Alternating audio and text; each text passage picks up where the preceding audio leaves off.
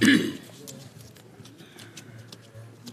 like to call this hearing to order. I'd like to welcome our witnesses today, Director of National Intelligence Dan Coates, Director of the Central Intelligence Agency Gina Haspel, Director of the Defense Intelligence Agency General Robert Ashley, Director of the Federal Bureau of Investigation Chris Wray, Director of the National Security Agency General Paul Nakasone, and Director of National Geospatial Intelligence Agency Robert Cardillo.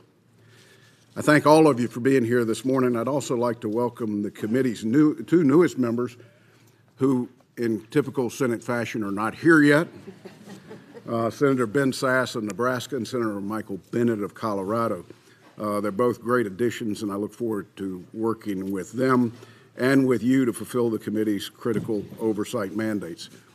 Before I go to my formal remarks, I want to extend my condolences of this committee to General Ashley and his workforce at the Defense Intelligence Agency, as well as General Nakasone and his workforce at NSA. On January 16th, a DIA employee and a Naval Chief Cryptology technician were killed in northern Syria alongside two other Americans.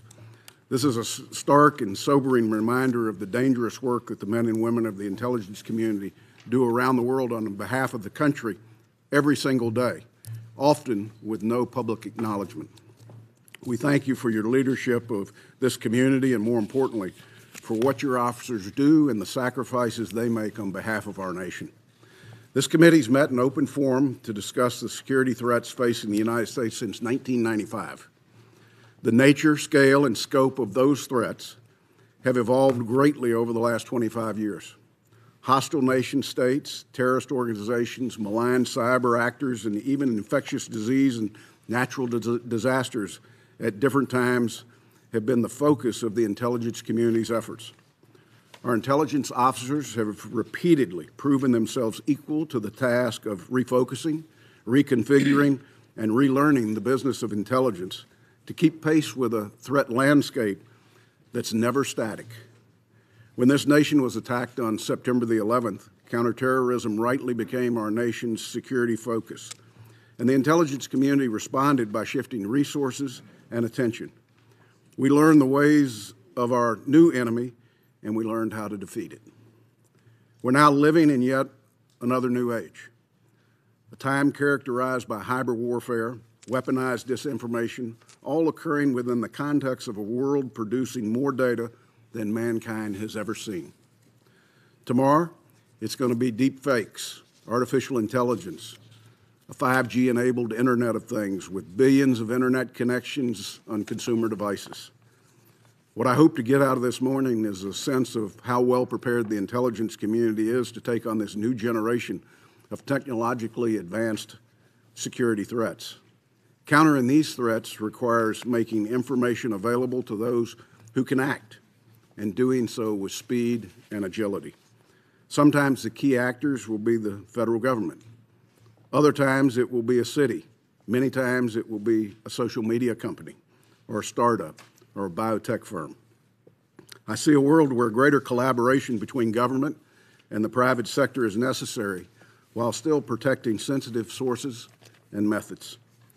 We have to share what we can, trust who we can, and collaborate because we must. The objective of our enemies has not changed. They want to see the United States weakened, if not destroyed. They want to see us abandon our friends and our allies. They want to see us lessen our global presence. They want to see us squabble and divide.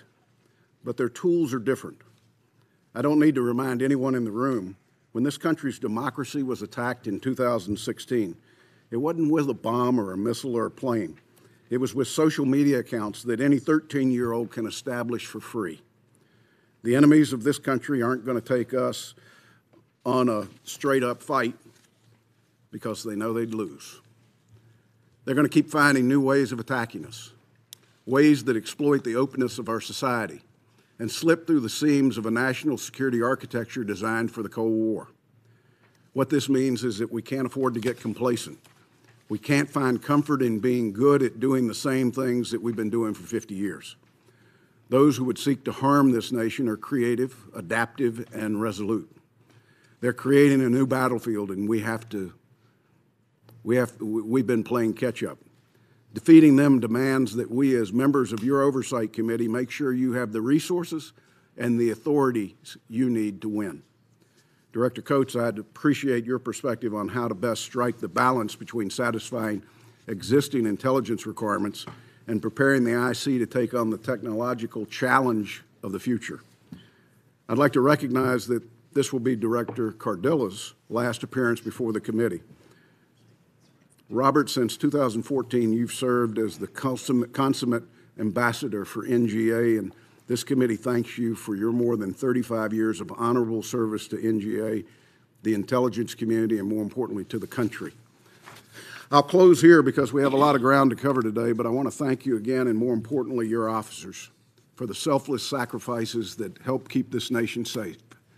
Yours is an exceptional mission in that so few will ever truly know how much you do in the service of so many. Before turning to the distinguished Vice Chairman, I'd like to highlight for my colleagues that the committee will be convening again at 1 p.m. this afternoon, promptly, for a classified continuation of this hearing.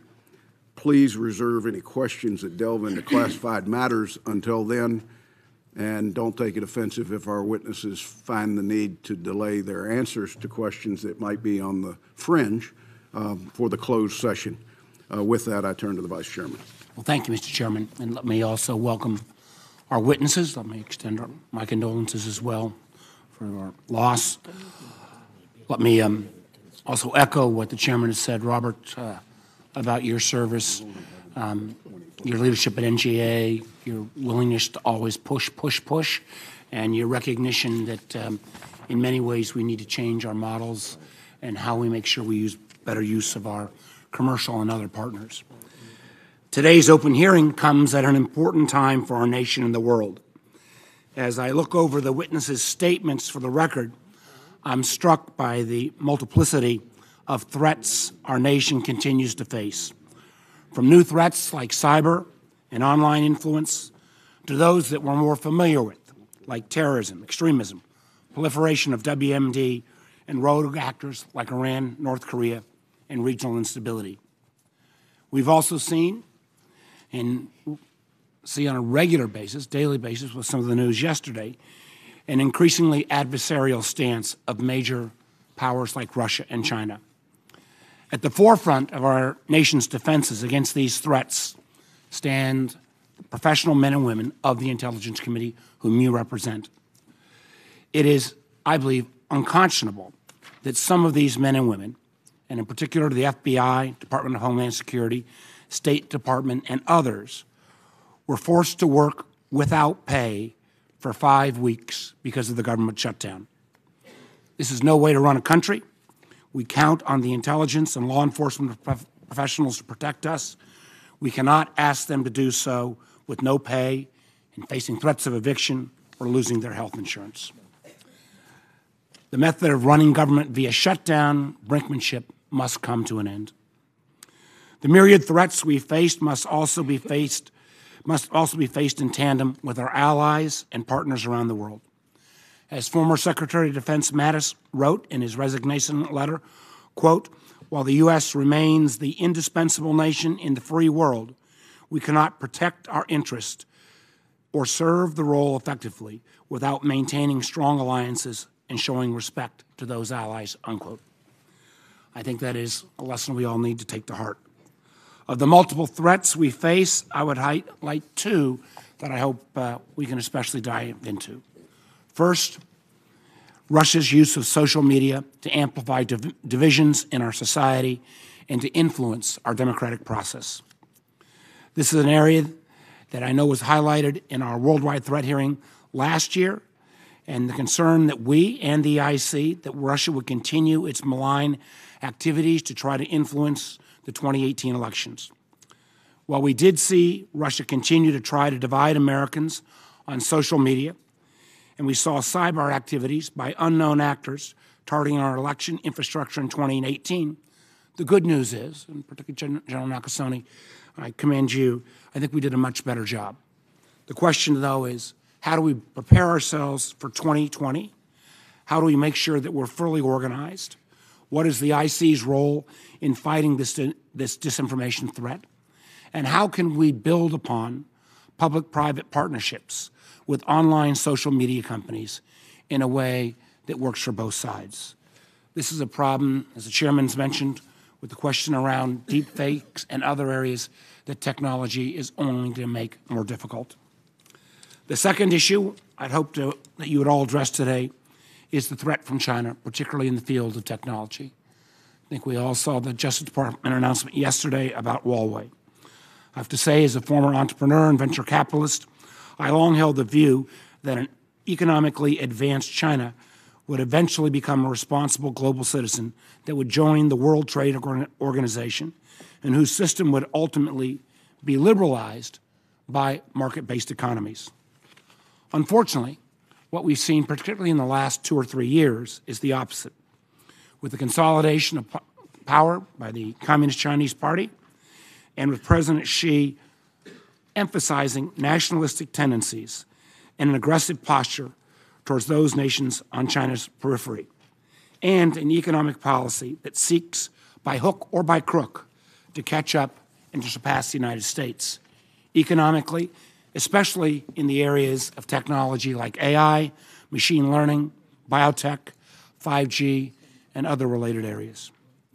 Especially concerning have been the efforts of big Chinese tech companies, which are beholden to the Communist Chinese Party, to acquire sensitive technology, replicate it, and undermine the market share of U.S. firms with the help of the Chinese state.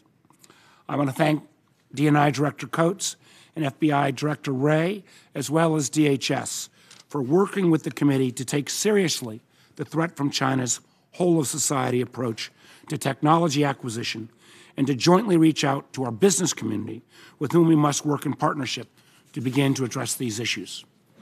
Unfortunately, we've still got a long way to go, and while Director Coates, particularly you, we've been on some of these road shows together with the chairman, I think we need much more of those going forward. I want to ensure that the IC is tracking the direction of China's tech giants and to make sure that we counter those efforts, particularly as so many of them are beholden to the Chinese government. The truth is, this is a challenge that will only continue to grow. I also, in closing, want to thank not only you, but all the men and women who stand behind your organizations, who work day in and day out to keep our nation safe. I look forward to this public hearing. Thank you, Mr. Chairman. I yield.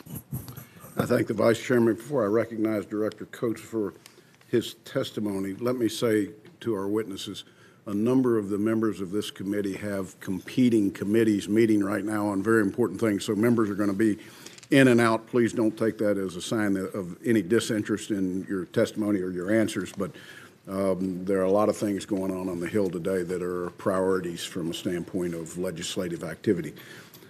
Director Coates, it's my understanding you're going to give one opening statement for the entire group, and then we'll move to questions. Yes, sir. The floor is yours. Mr. Chairman and Mr. Vice Chairman, members of the committee, we are here today, and I'm here today with these exceptional people who I have the privilege to work with. We are a team that works together in making sure that we can do everything we possibly can to bring the intelligence necessary to our policymakers, to this committee and others, relative to what decisions they might have to make given this ever-changing world that we're facing right now. During my tenure as DNI, now 2 years in, I have told our workforce over and over that our mission was to seek the truth and speak the truth. And we work to enhance, to agree with and enforce that mission on a daily basis. I want our people to get up in the morning to work to think that this is what our job is. Despite the swirl of politics that swirls around not only the Capitol but the world, our mission is to keep our heads down, our focus on the mission that we have to achieve in order to keep American people safe and our policymakers aware of what's happening. So truly, the efforts of people sitting here at this table and all their employees and all of our components is not really public for the release for the public to know about, but we continue to value our relationship with this committee in terms of how we share information, how we respond to your legitimate questions that you bring to us and tasks for us, and we value very much the relationship that we have with this committee. My goal today is to responsibly convey to you and the American people in this unclassified hearing the true nature of the current environment.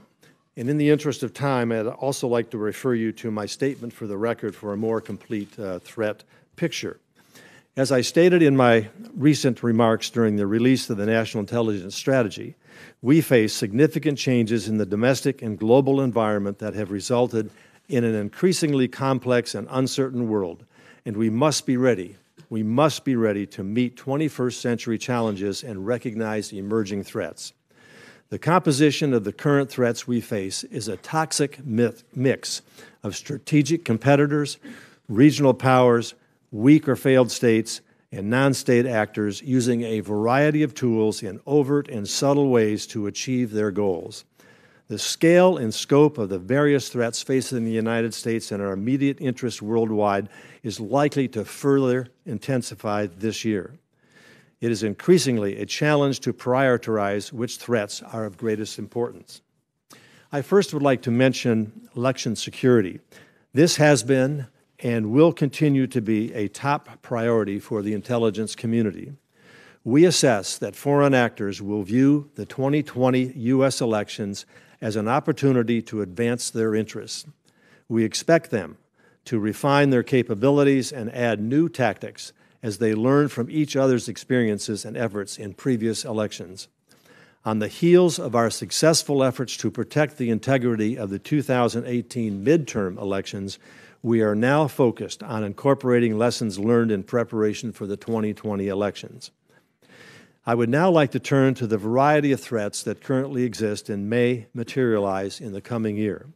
I'd like to begin with remarks on what I would describe as the Big Four: China, Russia, North Korea, and Iran, all of which pose unique threats to the United States and our partners. China's actions reflect a long-term strategy to achieve global superiority. Beijing's global ambition continues to restrict the personal freedoms of its citizens while strictly enforcing obedience to Chinese leadership, with very few remaining checks on President Xi's power. In its efforts to diminish U.S. influence and extend its own economic, political, and military reach, Beijing will seek to tout a distinctly Chinese fusion of strongman autocracy and a form of Western-style capitalism as a development model and implicit alternative to democratic values and institutions. These efforts will include the use of its intelligence and influence apparatus to shape international views and gain advantages over its competitors, including especially the United States. China's pursuit of intellectual property, sensitive research and development plans, and the U.S. person data remains a significant threat to the United States government and the private sector. China's military capabilities and reach will continue to grow as it invests heavily in developing and fielding advanced weapons, and Beijing will use its military clout to expand its footprint and complement its broadening political and economic influence, as we have seen with its One Belt, One Road initiative. As part of this trend, we anticipate China will attempt to further solidify and increase its control within its immediate sphere of influence in the South China Sea and its global presence further abroad. Whereas with China, we must be concerned about the methodological and long-term efforts to capitalize on its past decade of a growing economy and to match or overtake our superior global capabilities. Russia's approach relies on misdirection and obfuscation as it seeks to destabilize and diminish our standing in the world.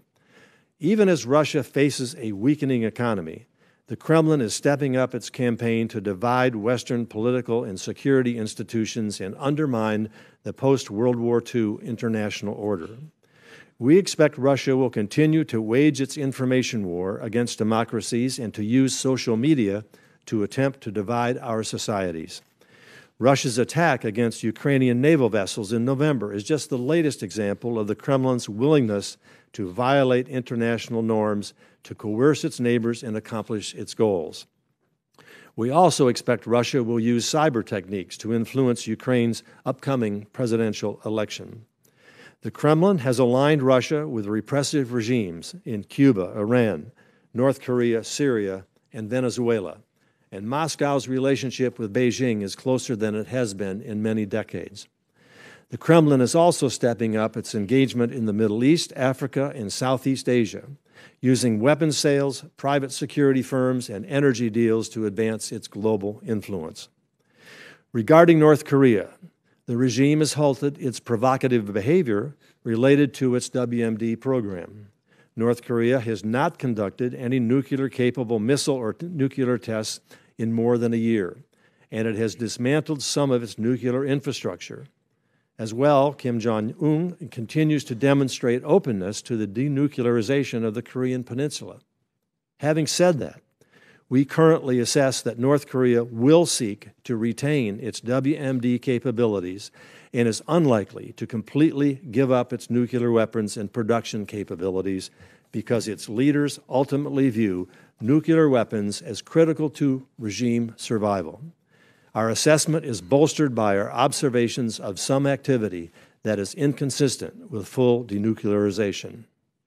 While we assess that sanctions on exports have been effective and largely maintained, North Korea seeks to mitigate the effects of the U.S.-led pressure campaign through diplomatic engagement, counter-pressure against the sanctions regime, and direct sanctions evasion. Now let me discuss Iran.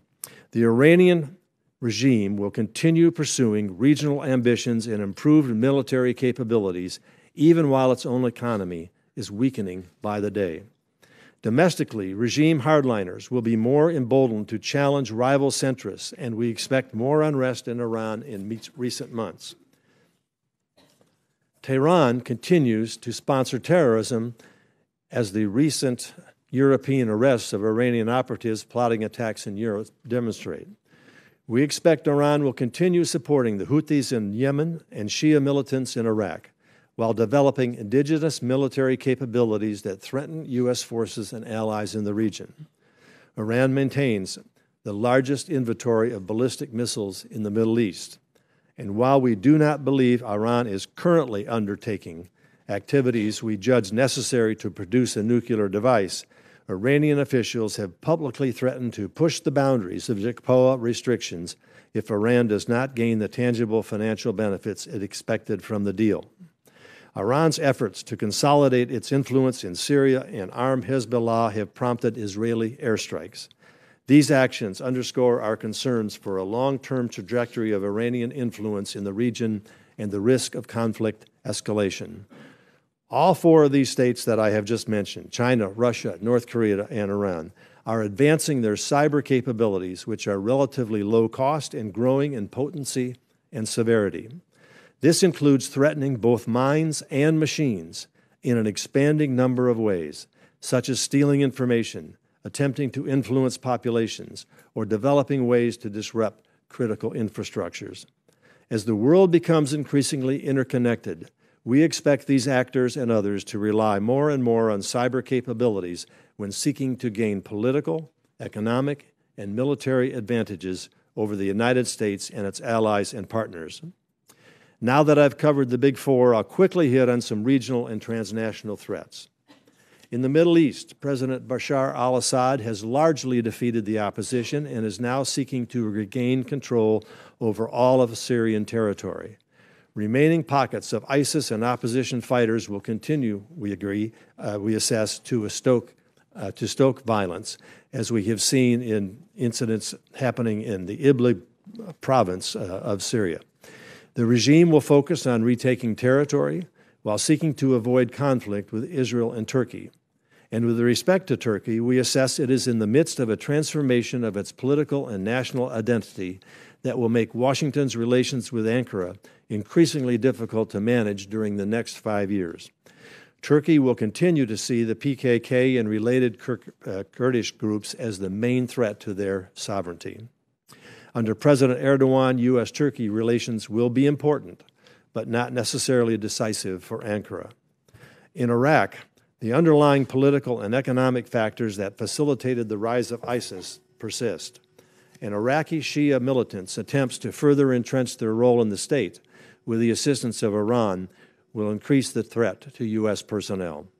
In Yemen, where 75% of the population is reliant on foreign assistance, neither side of the conflict seems committed to end the fighting, and the humanitarian impact of the conflict in 2019 will further compound already acute problems. In Saudi Arabia, public support for the royal family appears to remain high, even in the wake of the murder of journalist Jamal Khashoggi and the kingdom's continued involvement in the Yemen conflict that has generated global pushback.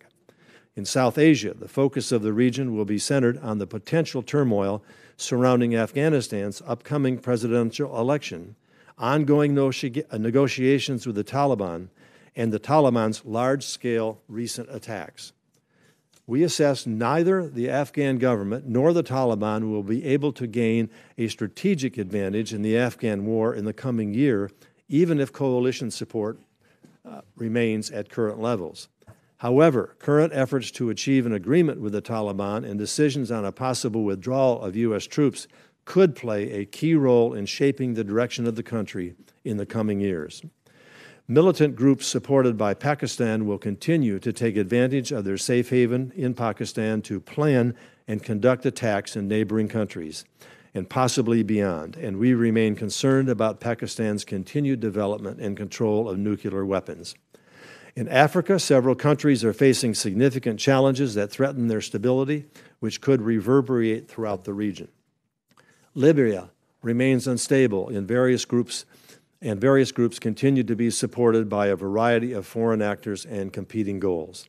In the Democratic Republic of Congo, a new government will be challenged to deal with ongoing violence by multiple armed groups and the outbreak of Ebola in the east of the country. And instability is growing in Sudan, where the population is angry at the country's direction and President Bashir's leadership. In Europe, political, economic, and social trends will increase political uncertainty and complicate efforts to push back against some autocratic tendencies. Meanwhile, the possibility of a no-deal Brexit, in which the UK exits the EU without an agreement, remains. This would cause economic disruptions that could substantially weaken the UK and Europe. We anticipate that the evolving landscape in Europe will lead to additional challenges to U.S. interests as Russia and China intensify their efforts to build influence there at the expense of the United States. In the Western Hemisphere, flagging economies, migration flows, corruption, narcotics trafficking, and anti-U.S. autocrats will challenge U.S. interests. Venezuela is at a crossroads. As its economy faces further cratering and political leaders vie for control, all of which are likely to further contribute to the unprecedented migration of Venezuelans. We expect the attempts by Cuba, Russia, and to some extent China to prop up the Maduro regime's security or financing will lead to additional efforts to exploit the situation in exchange for access mostly to Venezuelan oil. We assess that Mexico, under new leadership, will pursue cooperation with the United States as it tries to reduce violence and address socioeconomic issues. But authorities still do not have the capability to fully address the production, the flow, and trafficking of the drug cartels. High crime rates and weak job markets will continue to spur U.S.-bound migrants from El Salvador, Guatemala, and Honduras. To close my remarks, I would like to address several challenges that span the globe. I already mentioned the increased use of cyber capabilities by nefarious actors, but we must be mindful of the proliferation of other threats, beginning with weapons of mass destruction. In addition to nuclear weapons, we have heightened concerns about chemical and biological weapons. We assess that North Korea, Russia, Syria, and ISIS have all used chemical weapons over the past 2 years, which threatens international norms and may portend future use. The threat from biological weapons has become more diverse as they can be employed in a variety of ways, and their development is made easier by dual-use technologies. We expect foreign governments to expand their use of space-based reconnaissance, communications, and navigation systems, and China and Russia will continue training and equipping their military space forces and fielding new anti-satellite weapons to hold U.S. and allied space services at risk. Space has become the new global frontier, with competition from numerous nations. Terrorism remains a persistent threat and in some ways is positioned to increase in 2019. The conflicts in Iraq and Syria have generated a large pool of skilled and battle-hardened fighters who remain dispersed throughout the region. While ISIS is nearing territorial defeat in Iraq and Syria, the group has returned to its guerrilla warfare roots while continuing to plot attacks and direct its supporters worldwide. ISIS is intent on resurging and still commands thousands of fighters in Iraq and Syria. Meanwhile, al-Qaeda is showing signs of confidence as its leaders work to strengthen their networks and encourage attacks against Western interests. We saw this most recently in Kenya as al-Shabaab attacked a hotel frequented by tourists and Westerners. Lastly, the speed and Lastly, and this is important because both the chairman and vice chairman have stated this, and it's something that I think is a challenge to the IC and to the American people. The speed and adaptation of new technology will continue to drive the world in which we live in ways we have yet to fully understand. Advances in areas such as artificial intelligence, communication technologies, biotechnology, and material sciences are changing our way of life. But our adversaries are also investing heavily into these technologies, and they are likely to create new and unforeseen challenges to our health, economy, and security. Mr. Chairman and Mr. Vice Chairman and members of the committee, this becomes a major challenge to the IC community to stay ahead of the game and to have the resources directed toward how we need to address these threats to the United States. We look forward to spending more time discussing this issue as both you have raised. With that, I'll leave it there. We look forward to answering your questions about these and other unmentioned threats. Director Coates, thank you for that very thorough testimony. Every year, this hearing has geographically increased. And I think this year you have left no region of the world untouched with a concern that we might have. And this year, especially, the threat landscape continues to increase from a standpoint of the tools used. I'm sure that much of that will be the subject of questions both this morning and this afternoon. I want to acknowledge that we have a distinguished group with us, joining us this morning from Austria, who come from their government, and I'm not going to ask them to stand or anything, not to distinguish them out of the group, but we're delighted to have them with us being part of the United States Senate today. I want to notice, members, that you will be recognized by seniority for 5 minutes. We intend to do one round, and I would say sorry to Senator Sass and Senator Bennett because they will be last, and had they been here on time, they would have heard the great comments that I made about their addition to the committee. Of course. They still would have been last on questioning. Very good, With that, the chair would recognize himself for 5 minutes. And General Nakasone, this is probably directed at you. This committee requested independent third-party researchers to produce 2 reports that comprehensively detail the leveraging of U.S. social media companies by Russia-based actors to conduct a disinformation and influence campaign in the 2016 election. Without speaking to sources and methods under your current authorities, would the IC be able to conduct the same analysis and produce comparable finished intelligence? Mr. Chairman, thank you very much for the question, and thank you for your recognition of Chief Petty Officer Kent. In terms of the work that was done by the 2 organizations that the Senate Select Committee on Intelligence had asked, they looked at an internal study with a number of social media groups, which is something, as you know, is outside our authorities, but was very, very effective for us. As we prepared for the 2018 midterm, we took a very, very close look at the information that was provided there. We understood our adversary very well, and we understood where their vulnerabilities also lie. Good. This to Director Wray and to yourself, General Nakasone, is it the IC's assessment that this country's adversaries continue to use U.S. social media platforms as a vehicle for weaponizing disinformation and spreading foreign influence in the United States. Director Wray? Yes, that's certainly the FBI's assessment. Not only have the Russians continued to do it in 2018, but we've seen indication that they're continuing to adapt their model and that other countries are taking a very interested eye in that approach. General Nakasone? It is certainly NSA's assessment as well, Mr. Chairman. An area of increasing concern for this committee is how the production, storage, and usage of data is a national security issue. In 2013, IBM estimated that we were producing 2.5 billion gigabytes of data every day. And that data growth has not been linear. IBM similarly reported that 90% of the world's data had been created in the last 2 years. That data is now being aggregated, curated, and trafficked to enable and enhance data-hungry artificial intelligence algorithms. How much of a concern should we have about protecting data from foreign adversaries? I'll probably turn to Director Wray and General Nakasone on this again. Well, I think it's a great concern. Certainly, we see strong interest from a computer intrusion dimension, both from nation states, but also from criminal hackers, and increasingly the two in a blended threat way. So we see nation states enlisting the help of criminal hackers, which just is a form of outsourcing that makes it even more of a menace. So it's something that we're extremely focused on and should be a high priority. General? Mr. Chairman, I concur with the importance of data.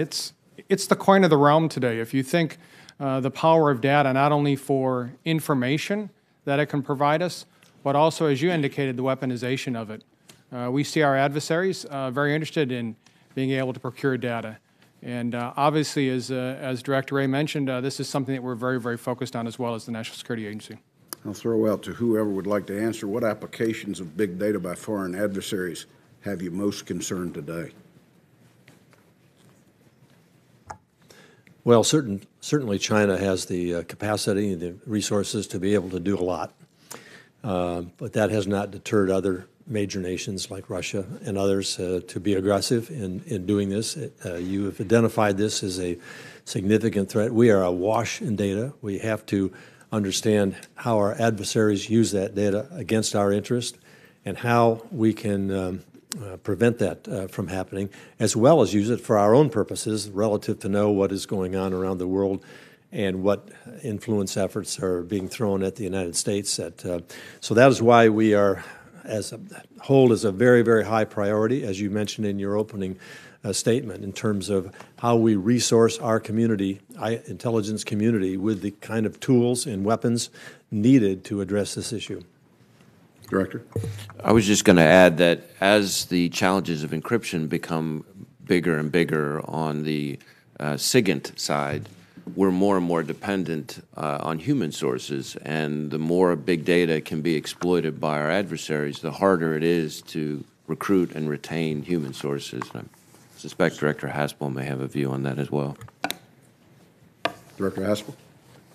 I think Director Wray captured that exactly, and I would just add from the CIA perspective that a big focus for us is finding out how our adversaries are using big data against us and sharing that with our partners.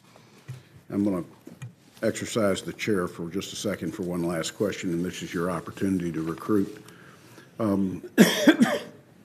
Your agencies do cutting-edge research on every technology you could imagine, from classic spycraft like disguising to communications technology that would blow James Bond and Q branch away. What pitch would you make to those in school now, or perhaps those working in tech and looking to serve a greater purpose, that they should come apply their engineering degrees, coding skills, and creativity and work in the IC? Director Wray. So I would say there is nothing more rewarding than protecting the American people.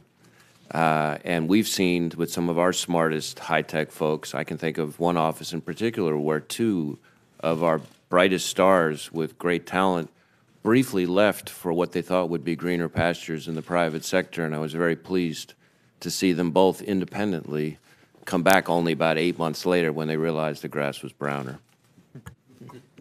If I could, Mr. Chairman, I would have probably asked you to release the tape of what you just said in terms of really how innovative and how creative and the opportunities that the folks in the IC get a chance to engage in far strip anything that you see in a Hollywood movie. And the other thing that I would add to that is imagine when you get up every morning that your task, your responsibility is to defend the hopes and dreams of 320 million Americans. And that's something that we relish the opportunity to do that every single day. And people would want to join that team. Mr. Chairman, our mission sells itself when we talk to our people. I would offer, as we talk to young people at the National Security Agency, I saw big data, artificial intelligence, machine learning, cloud computing in places like Baghdad and Kabul in support of our forces long before we ever called it that. That's the selling point that we emphasize to our people, because if it's cutting edge, we will be doing it at the National Security Agency. Robert? Mr. Chairman, we're proud of our ability to recruit some of the talent you just described. We don't do it often on fiscal terms. We do it on psychic terms. And so serving something greater than oneself for a cause to protect the nation and our interests is one that both attracts and retains the lifeblood of our agency, which is our people. Director Haspel, you want to take a shot at selling something that not many people know about? Well, like my colleagues, CIA officers come to Langley for the mission, and they stay because of the mission, and it's really about being part of something that's bigger than yourself. And in terms of advanced technologies, it's a chance to be on the cutting edge and make a difference.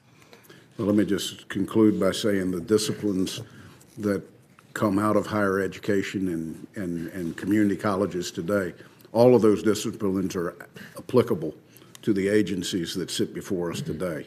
There should be no student that doesn't look at this as a way to apply what they've learned or the degree that they have.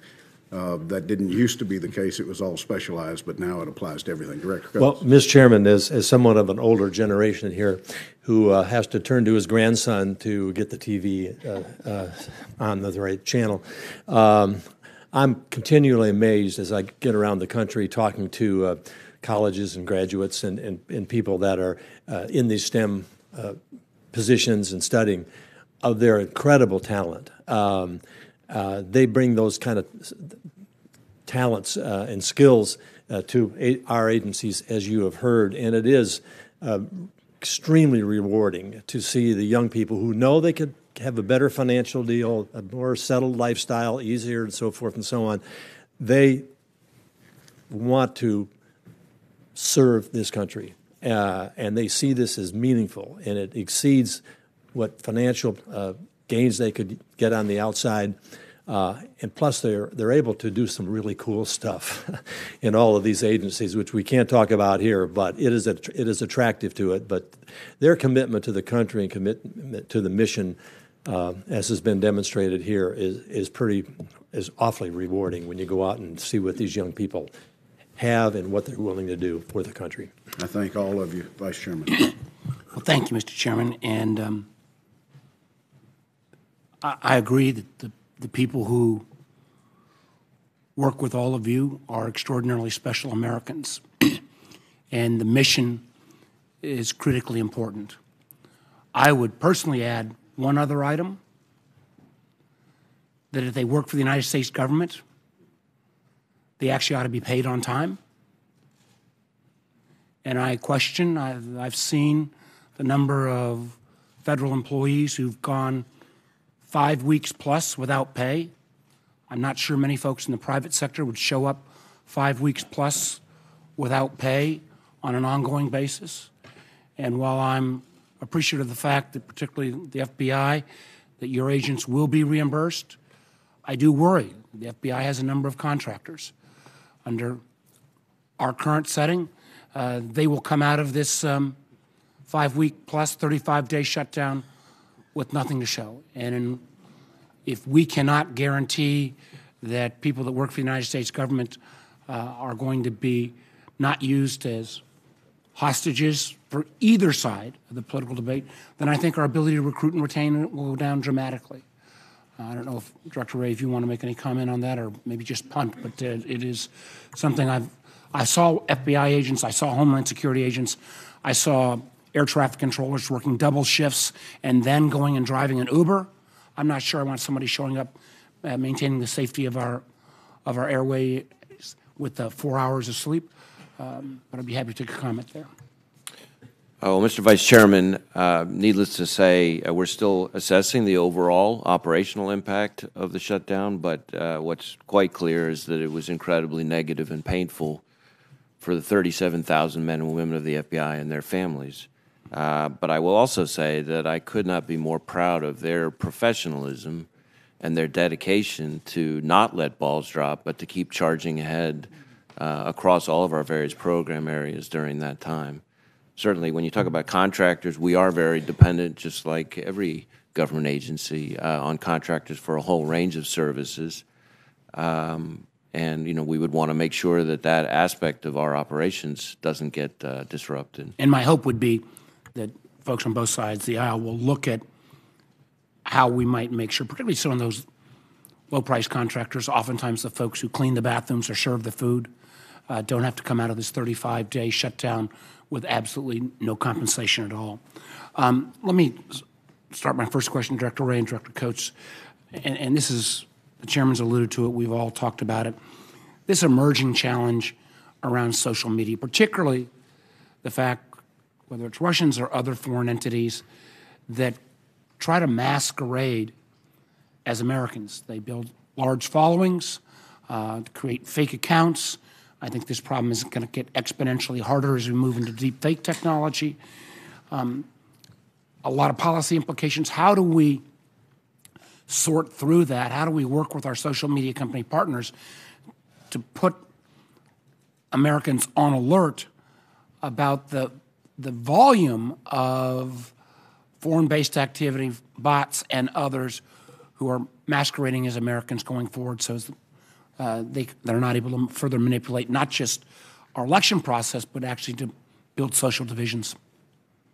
Well, Mr. Vice Chairman, this is a particularly vexing and challenging problem. I think it's going to require a holistic response, certainly at the FBI through the Foreign Influence Task Force and all of our field offices. We're trying to work much more closely, not just with our intelligence community partners, especially General Nakasone and the NSA, but also, as you say, with the private sector. And I will say that one of the bright spots between 2016 and 2018 is how much more cooperatively we're working with the social media companies because there's an awful lot that really has to be done by them in this space. And there were a number of success stories, only some of which we could really ever share, where the social media companies, based on tips that we provided, were able to take action much more effectively, much more quickly to block and prevent some of the information warfare that the Russians were engaged in. And I think we're going to need to see more and more of that. But now that we've got some momentum, we're looking forward to growing that partnership. And I think I would agree, some companies have done well, some have not done as well. I think we're going to need to continue to explore this and just basic notional ideas of where I think we don't get into First Amendment challenges, where Americans ought to have the right to know whether they're being communicated with by a machine or a bot versus a actual human being. And some of the research done by some of the folks we've looked at, in a way it may be a little more positive, says that the vast volume of traffic on the far left and the far right in terms of political discourse in social media is actually not Americans, but foreign-based bots. There may not be as many crazies out there as it seems, editorial comment, but I do think we've still got a long way to go. Thank you, Mr. Chairman. Mr. Chairman, if I could just add one thing to support Director Ray's remarks. Having served on the committee and gone through the frustrations of the interaction and information sharing with private social media companies, we've seen a significant progress with that. Many of us have sat down eyeball to eyeball with its leaders. Our tech teams are working with their tech teams. I can't say that's worked with every social media company, but it's significantly better because there's information we can provide them that is in their benefit. And of course, we always stress the fact that we need to work together to protect our people from influence activities from abroad and threats to the American people. So I'm encouraged, having made some trips to several of these companies, encouraged with the openness and willingness to see what we can do while protecting privacy rights, but also ensuring security. Senator Risch. Thank you very much. First of all, let me say that I'm always astounded in this committee and the Foreign Relations Committee with the volume of issues that we have to deal with. I think your opening statement, Director Coates, indicated how difficult this is to process all this and to deal with all this. And your statement, for the record, that all of you joined in, again lays this out for us. It tells us the kind of volume that we have to deal with, and we're certainly only going to scratch the surface here today. But I want to focus on something that doesn't get as much focus as I think it should. We see these days, every time we pick up media or turn on TV, they're talking about Russia and Russia's ham-handed efforts to affect things in the world. And certainly it's a concern. But in my judgment, and I think many others, the real concern is China. We're approaching the end of the first fifth of the 21st century, and if we've learned anything, it's the last few decades have convinced us that China in the 21st century, as we proceed through it, is going to be a major competitor of ours in every way that there is, obviously economically, militarily, culturally, and in every other way. And look, this is going to happen. We're living in the 21st century. That communications and transportation are so different than what they were, and we as the United States are going to wind up having to compete like we never have before with a gorilla that's starting to get to be about the same size we are. And as a result of that, we're going to have to learn to deal with that. The thing I really want to focus on is how we're going to deal with that.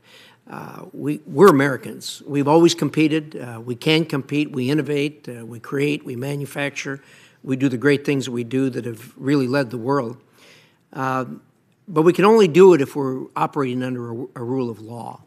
And that is something that is greatly missing at the present time as China tries to compete with us. The poster child for me is a local company we have in Idaho, Micron Technology. Most of you have heard of them. They're the second largest manufacturer of memory in the world. And they have had a recent case where Chinese nationals stole intellectual property and then took it back to China and are now suing Micron in China through a state-owned entity in a state-owned court in front of a state-owned judge. And this is the kind of thing that we just can't have. I had a spirited discussion with the Chinese ambassador about this as he attempted to defend the undefendable. And his suggestion was that, well, things aren't as advanced in China as they are here. Well, I get that. They've come a long ways in a few decades. But if we're gonna do this and keep the world order in right side up, China's going to have to develop their rule of law and live by it much better than what they have recently. We just saw again the indictments against the Huawei official, and in defense of the Department of Justice, Department of Treasury, and others, they've indicted these Chinese people that have affected Micron. And the question I have for you is, after listening to the Chinese ambassador, I'm not wholly convinced that their efforts are going to be as robust as they need to be to get China right side up when it comes to the rule of law.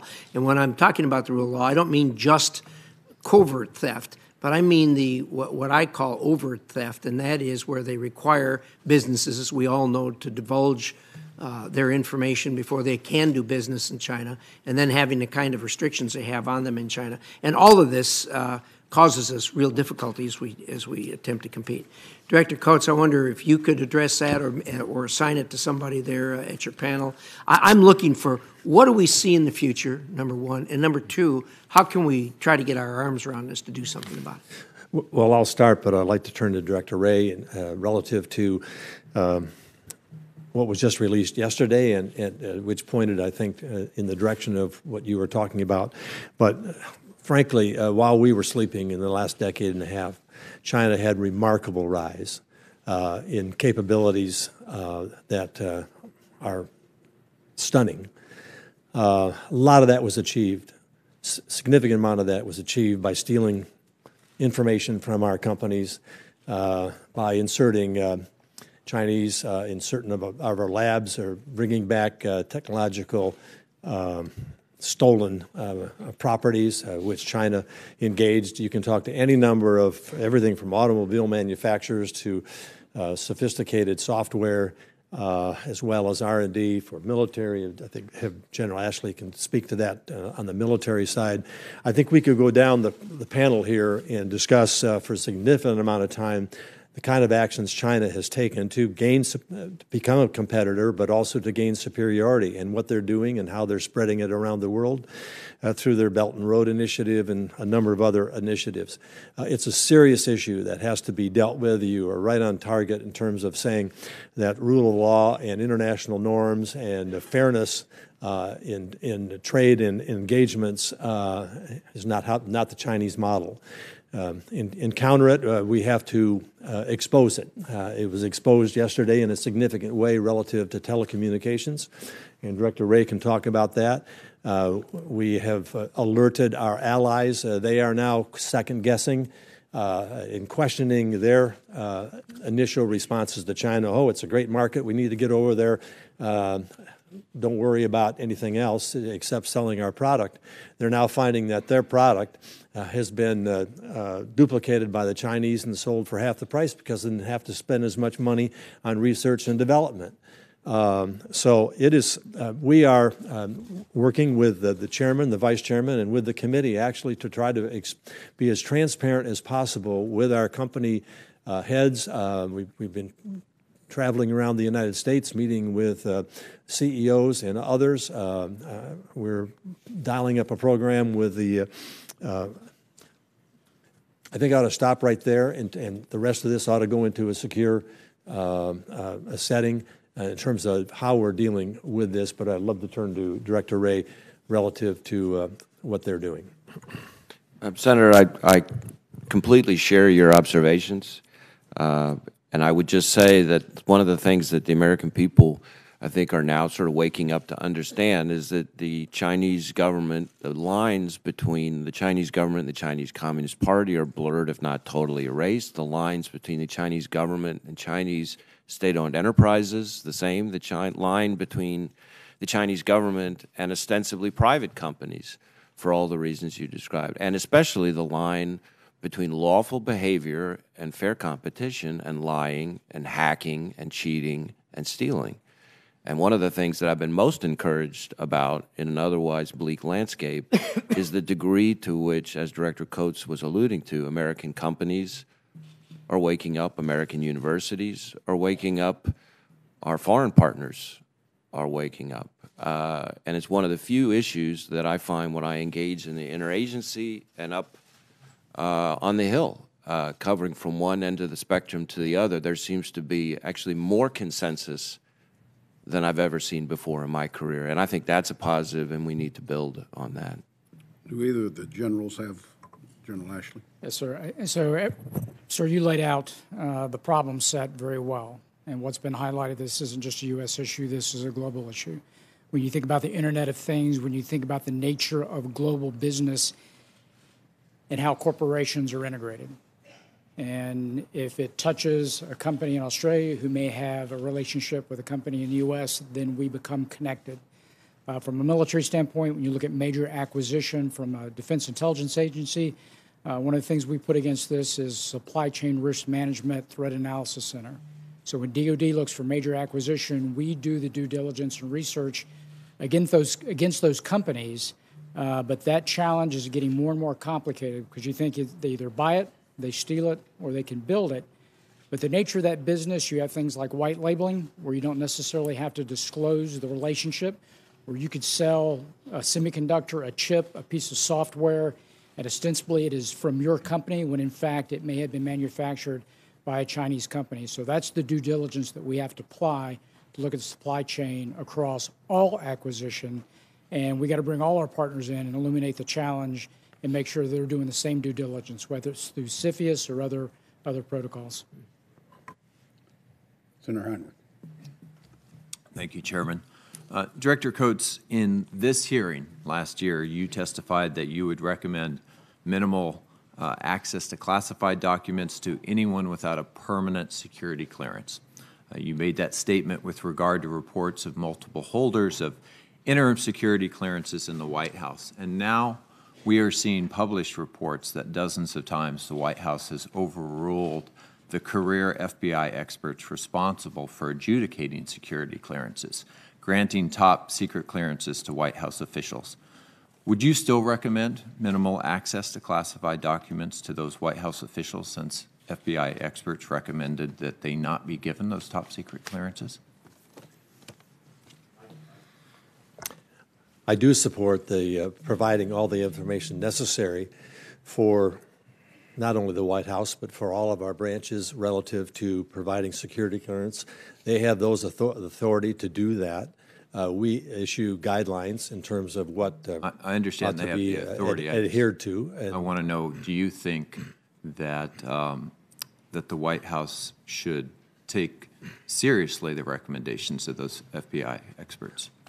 To my knowledge, they do take seriously. It is their decision based on a whole number of factors. We've seen every administration issue clearances based on how they assess what is provided. Our job is to provide them the best information we have relative to security clearance processes so that they have the full picture in front of them when they make that decision. Speaking of the full picture, last year we passed the Secret Act. As the Director of National Intelligence, do you think it's problematic that the administration has not complied with the portion of that law requiring the White House to report on its process for conducting security clearance investigations? I'm not aware that that has happened. I'd be happy to look into that.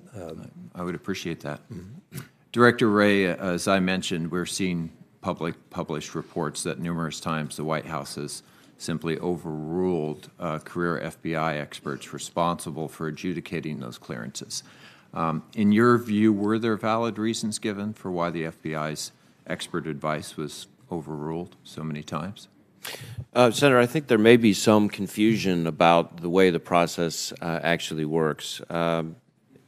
The FBI is, in the context of providing background investigations for people other than its own employees, is what's called an ISP, or the investigative service provider. So we essentially do it at the request of whoever the requesting entity is. In this instance, it would be the White House. And I think where the confusion is what we do is we assemble the information, we provide the factual information. We do not actually make recommendations one way or the other about the clearances. The decision about what to do based on those facts is entrusted by longstanding process to the requesting entity. So we provide the information, but then they make the call. Thank you, Director. Director Coates, I want to come back to you for a moment. Your office issued a statement recently announcing that you had submitted the intelligence community's report assessing threats to the 2018 midterm elections to the President and to appropriate executive agencies. Our committee has not seen this report. And despite committee requests following the election that the ODNI brief the committee on any identified threats, it took ODNI 2 months for us to get a simple oral briefing, and no written assessment has yet to be provided. Can you explain to me why we haven't been kept more fully and currently informed about those Russian activities in the 2018 Director elections? Coates, before you respond, let me just acknowledge to the members that the Vice Chairman and I have both been briefed on the report, and it's my understanding that the report at some point will be available. Yeah, the process that we're going through are 2 45-day periods. one for the IC to assess whether there was anything that resulted in a change of the vote or tampering with machines, what the influence efforts were, and so forth. So we collected all of that, and then the second 45 days, which we then provided to the chairman and vice chairman, and the second 45 days now is with DHS looking and DOJ looking at whether there's information enough there to take to determine what kind of response that they might take. We're waiting for that final so the rest of information us to come in. So that will be coming the rest shortly. of us can look forward to reading that report. I think we will be informing the chairman and the vice chairman of that, yes, of their decisions. That's not what I asked. Will the rest of the committee have access to that report, Mr. Chairman? Chairman Burr. Well, let me say to members, we're sort of in uncharted ground, but I make the same commitment I always do, that anything that the vice chairman and myself are exposed to, we'll make every request to open the aperture so that all members can see it. I think it's vitally important, especially on this one. We're not to a point where we've been denied, or we're not to a point that negotiations need to start. So it's my hope that once the final 45-day window is up, that is a report that will be made available probably to members only. That would be my hope as well. Senator Rubio. Thank you. Director Rabe, as we keep talking about China, and this takes off on what Senator Risch has already asked, using the academic community and the universities, commercial espionage, the forced transfer of intellectual property, embedding themselves potentially into the supply chain, obviously the traditional counterintelligence work that they do and the like. Is it not fair to say that China today poses, just looking at the scale and scope of the threat, that China today poses the most significant counterintelligence threat this nation has faced, perhaps in its history, but certainly in the last quarter to century? Well, I hesitate to speak, categorically about the entire course of history, but I certainly would. Well, let's limit it to 25 years. But I would certainly agree with you, Senator, that as I look at the landscape today and over the course of my career, I still think of myself as a little bit young, that the Chinese counterintelligence threat is more deep, more diverse, more vexing, more challenging, more comprehensive, and more concerning than any counterintelligence threat I can think of. And in that realm, would it not make sense, and perhaps this is for you, Director Coates, that we would have a more coordinated approach to educate and prepare all the departments and agencies of government, as well as businesses, universities, just the scale and comprehensive nature of the threat? Would it not make sense to have some high-level coordination or coordinated approach to be able to prepare all of these different entities in our economy and society to deal with this threat? We are working carefully with the committee, particularly Senator Warner and Senator Burr both have engaged with us in terms of putting a program together to do just that. I turn to General Ashley for his comments on it also. So the fact that we're having this discussion and that you've illuminated that, and even last year we talked about the Confucius Institutes, that word gets out. Since 2014, 13 universities have closed down the Confucius Institutes. U.S.-wide, I think the number's about 100. But again, my previous comment in terms of this is a global issue, while we've closed down about 13 in the U.S., there's been about a 23% increase globally in Asia, Europe, and other places, and there's probably about 320-plus institutes that exist globally. So the education is getting out from a U.S. standpoint, and it's trending the right way slowly.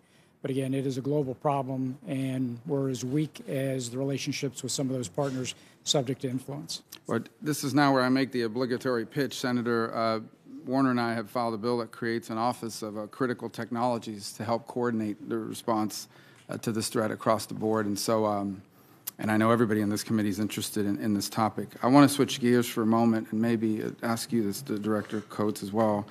If we look at the situation in Venezuela, which usually I raise in this committee, and people know it's important, but now it's really topical.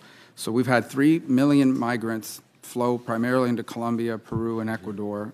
It's projected to be 5 million if current trends continue by the end of this year, that would be a rival number to what we've seen in the Syria situation, and it most certainly has had a destabilizing effect on Colombia and other neighboring countries to the point where some of these nations, very few nations, could take in 1 million migrants in one shot, not to mention that quickly. Imagine 2 million and the impact it's having on their government budgets, their healthcare systems, and the like.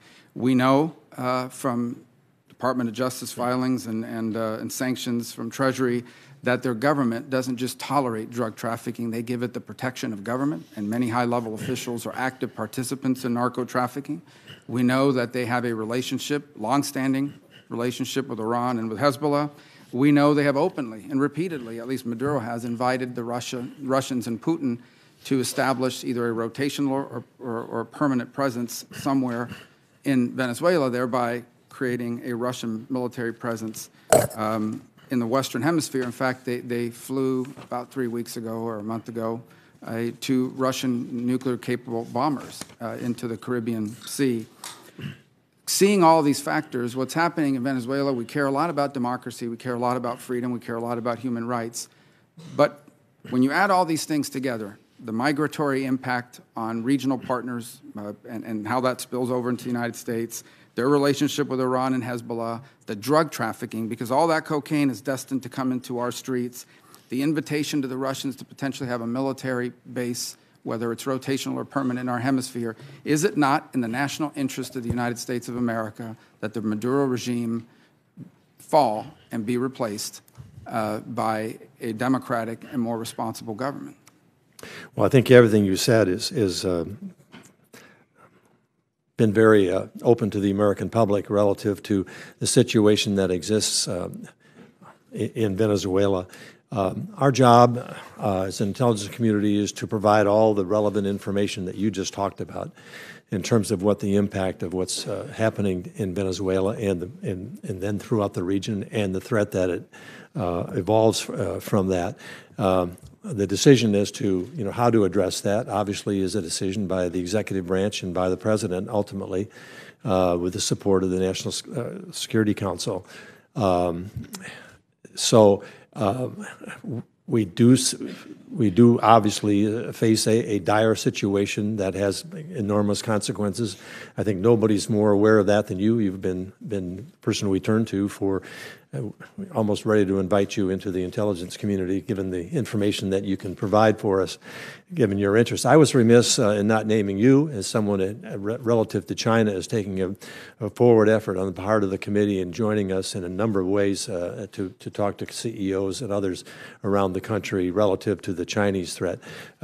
With Venezuela, it's a very tenuous situation right now. As you know, we have taken steps in terms of recognition of the opposition as the legitimate president of Venezuela.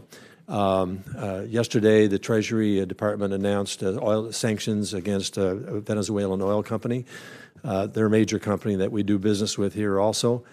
So steps are being taken, and we have a lot of support from a lot of our allies. So, as I said, it's a very fluid situation that I think hopefully will be successfully resolved with the support of the Venezuelan people. And what we do assess, and I'll turn to General Ashley here, the influence of the military on that decision. I think the Venezuelan military on that decision probably is a key to what direction we might go in. So I would say that everything you laid out is correct. We expect to see another 2 million refugees leave to add to the 3 million that will go into the region. The relationship that they have with Russia, China, and Iran is a longstanding one, pre-existing. The reference you made to the Tu-160 Blackjacks that flew, those strategic bombers, third iteration of that. The first time was in 2008 and then 2014, and we've seen it again. As far as presence on the ground, we can talk a little more detail in a closed session about where we see Russia and China going with that greater instability. But in the open press, what you've seen thus far really is nothing more than just vocal support that's coming out of Moscow and that's coming out of China as well. But there is a relationship there from a military standpoint in the way of training. Lots of Venezuelan officers go to Russia for training, and there's a reciprocal relationship for equipping them as well. Thank you, Mr. Chair. In light of Senator Rubio's comments, I'd just like to note of caution. He listed refugee flows, human rights abuses, and corruption. There are lots of countries in the world that meet that description, and our right or responsibility to generate regime change in a situation like that, I think, is a slippery slope. And I have some real caution about what our vital interests are and whether it's our right or responsibility to take action to try to change the government of another sovereign country. That same description would have led us into a much more active involvement in Syria, for example, 5 or 6 years ago, other parts of the country. I just wanted to note that. Senator Burr, I loved your opening statement. It was very thoughtful, and you came up with a wonderful formulation for, I think, a mission of this committee and also the Intelligence Community of creative, adaptive, and resolute. And I must say it reminded me immediately of my old high school football coach, who put it somewhat less elegantly. He said he wanted us to be agile, mobile, and hostile. I think that may be a less elegant way to put it, but the same principle. On Huawei, it seems to me they have to decide they're either going to be a worldwide telecommunications company or an agent of the Chinese government. They can't be both. And right now, they're trying to be both. And I think the world's customers, which the Chinese are certainly sensitive to, are the best enforcers of that principle. Director Haspel, one quick, I think, a yes or no question. And I think I almost said Senator Coates. Director Coates referred to this in his opening testimony.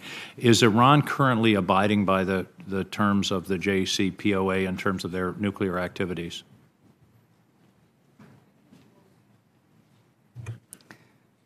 Senator King, I think the most recent information is the Iranians are considering taking steps that would lessen their adherence to JCPOA as they seek to pressure the Europeans to come through with the investment and trade benefits that Iran hoped to gain from the deal. But since our departure from the deal, they have abided by the terms. You're saying they're considering, but at the current moment, they're yes, in compliance. they're making some preparations that would increase their ability to take a step back if they make that decision. So at the moment, technically, they're in compliance, but we do see them debating amongst themselves as they fail to realize the economic benefits they hope for from the deal. Thank you. Director Haspel and General Ashley, Mr. Khalilzad, our envoy to Afghanistan, has said that part of the basis of the current talks with the Taliban is that they would prevent Afghanistan from ever becoming a platform for international terrorist groups. And, of course, that was the basis of our original intervention. Do we believe them, and are they capable of that? Did they learn something from having given safe haven to Osama bin Laden? Do we believe that there's a mindset change that could be a enforceable or at least a reasonable expectation? Director Haspel. Yes, Senator, and you're referring to very recent and fresh news that has come out of Ambassador Khalilzad's very intensive efforts over many months now, but particularly over the last 8 days in Doha, where he has been engaged in talks with the Taliban to seek to achieve a framework under which we can conduct. Can we believe that the Taliban will do well, that? Because we have inflicted severe damage on al-Qaeda in the AFPAC theater, I think, however, that all of us at this table would agree that it's very important that we maintain pressure on the terrorist groups that are there. And so if there were an eventual peace agreement, a very robust monitoring regime would be critical, and we would still need to retain the capability to act in our national interest if we needed to. Thank you. Another note, Director Coates, you mentioned, I wouldn't say almost in passing, but it was just a sentence of your introduction, which I think is a very important point and maybe the big news of right now what's going on, increased cooperation between Russia and China. For a generation, that hasn't been the case. That could turn out to be a very big deal on the horizon in terms of the United States. If those two countries begin to work together systematically, that could be a big problem for us. One more quick question. Director Wray, you're doing a lot of monitoring and working on the intervention in our election process. One thing we're worried about is deep fake, which we've used but not defined. That's when they use technology to create essentially a false reality, an apparent speech by a candidate where different words are coming out of their mouth than what they actually said. Here's my question. If in the next 2 years, and particularly in the year preceding the next election, your agency determines that this is happening and that it's sponsored by a foreign entity, will you inform the candidates that are the victims of this, the committees? My concern is it's one thing for the Intelligence Committee to know that this is happening, but if they don't inform the people who are being victimized, who are being attacked in this way, I think that really blunts the effectiveness of the availability of the intelligence. Senator, we have a fairly established protocol that we work through to try to determine whether or not we have information that is reliable enough and immediate enough and actionable enough to be able to notify a victim. The Department of Justice has a set of guidelines that goes through that. They've recently been expanded to provide us more flexibility in the foreign influence or malign influence arena, which this would be a permutation of, and we would expect to follow that process. I hope you'll review that process, because telling the world of a malign influence a month after the election doesn't do anybody any good. So I hope that could be reviewed and thought about in terms of letting people know as soon as possible when there's a credible evidence of a foreign deep fake or other kind of cyber attack on a campaign. Just to be clear, I wasn't referring to the sort of post-election process. Oh, I understand. The protocol that I'm talking about is that's where the actionable piece of it comes into play, right? Obviously, the ability to be able to contact, just like we do in the cyber arena. Well, for example. I just want to be sure our policies keep pace with the magnitude and accelerated nature of the threat. Well, we clearly need to be, to your point about agility, we clearly need to be able to adapt as the technology adapts. And as Director Coates said in his opening, we would expect our foreign adversaries in the malign influence space to keep adapting as well, which is a source of concern. We want you to be agile and mobile, maybe not hostile. Thank you. Mr. Chair, General Ashley has a comment he would like to. Okay, if I go back to your comment on Huawei, Huawei needing to make a decision about the direction that they want to take with regards to how do they support the Chinese government or as an independent business.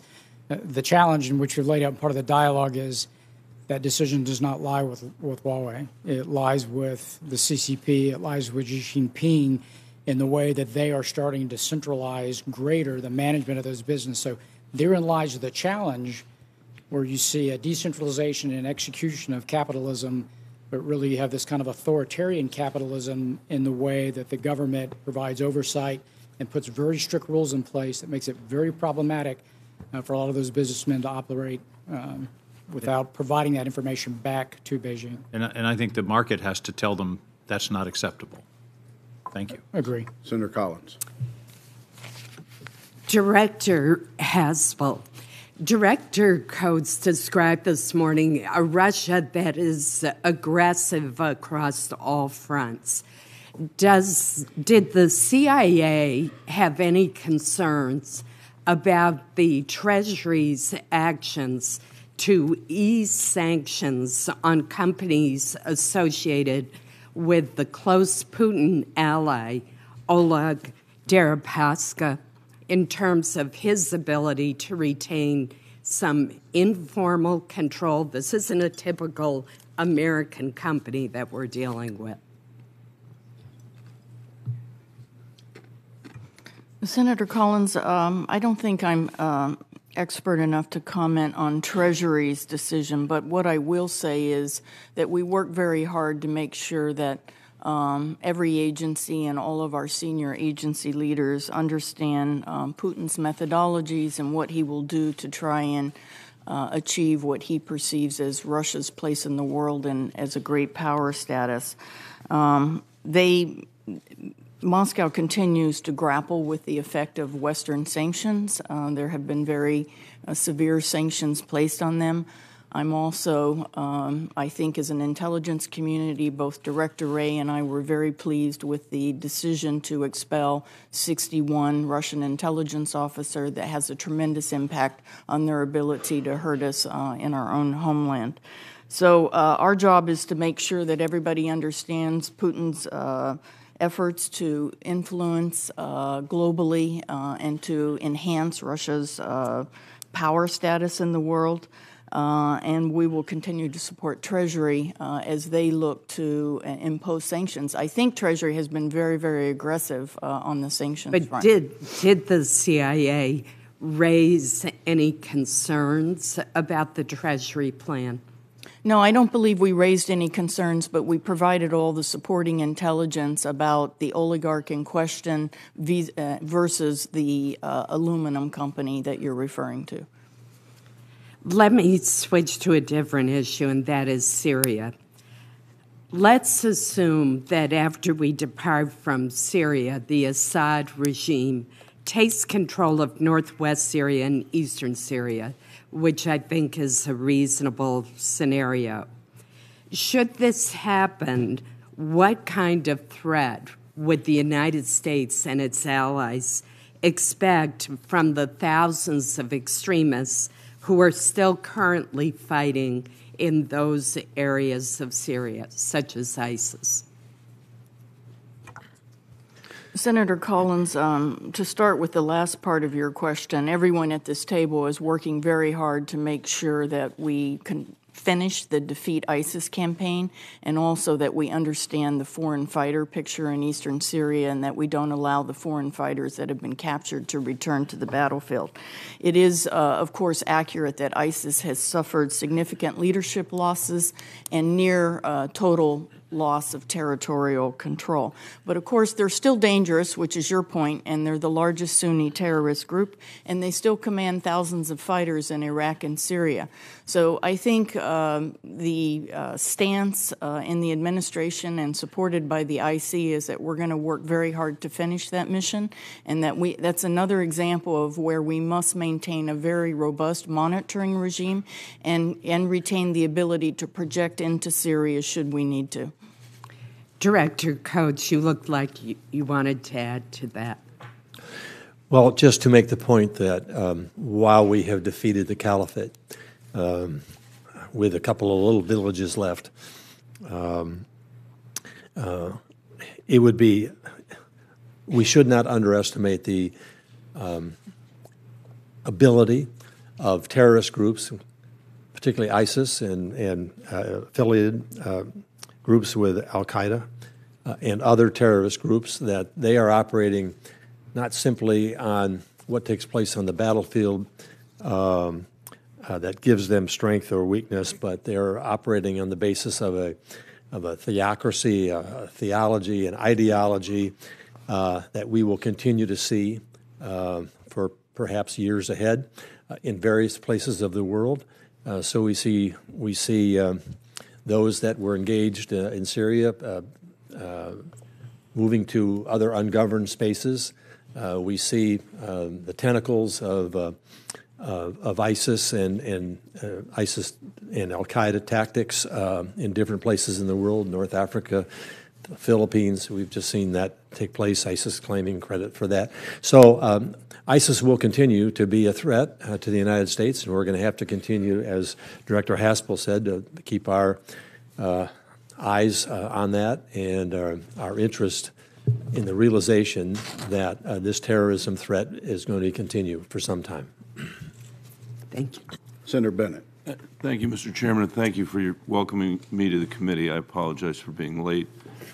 But I also want to say what a privilege it is to hear your testimony this morning and to know that you and the agents and officers who work with you are at their posts keeping this democracy safe.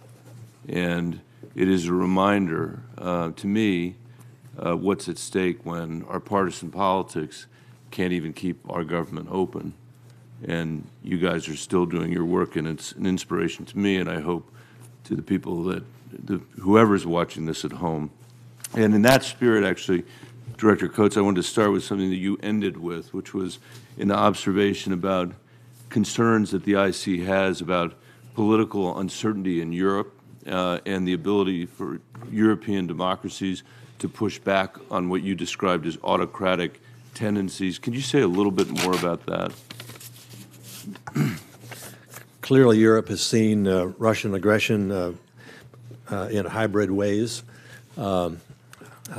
significant cyber incidents in trying to influence not only their view of our alliance, but their own view of their own alliance within Europe, seeking to sow divisions between countries and between Europe and the United States. It's interesting that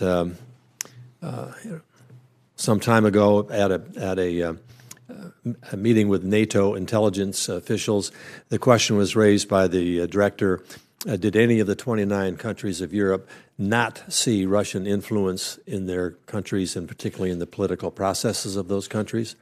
Not one person raised their hand and said, I have not seen that. All 29 have seen some type of influence from the Russians. So it's a persistent threat and a pervasive threat that the EU needs to address, and we address with them through our NATO coordination.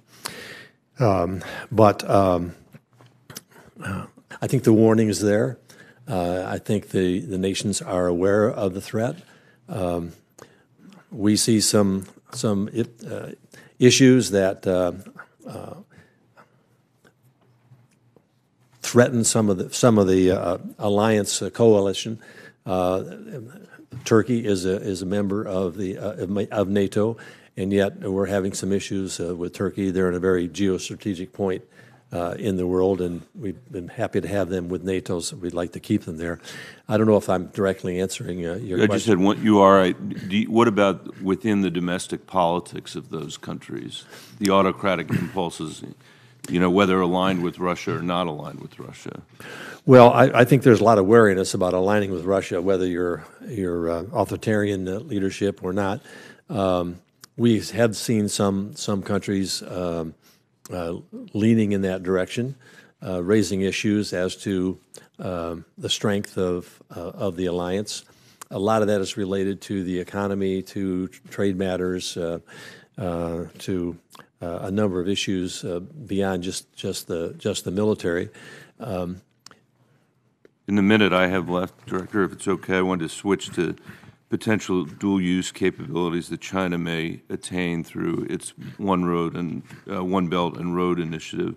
Recently, there were reports that China may press Pakistan for military access as Pakistan falls more and more into China's debt. I'm concerned about data and access China may control through digital infrastructure projects in countries around the world.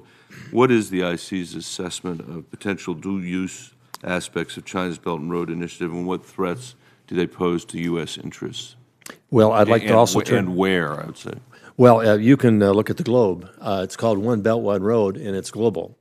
And you can look at the map and see a lot of strategic places where China has a real interest in perhaps a dual effort to not only provide infrastructure support, loan support for ports, airports, roads, a lot of infrastructure, loans to help with their economy, but also interests in placing strategic military positions. We've seen that take place off the Horn of Africa. We've seen China looking at different, and if you look at the spots where they're engaging in, you see some geopolitical and military aspects, and with that, so it is dual. And I'd like to turn to General Ashley to give you a better detail of what that looks like.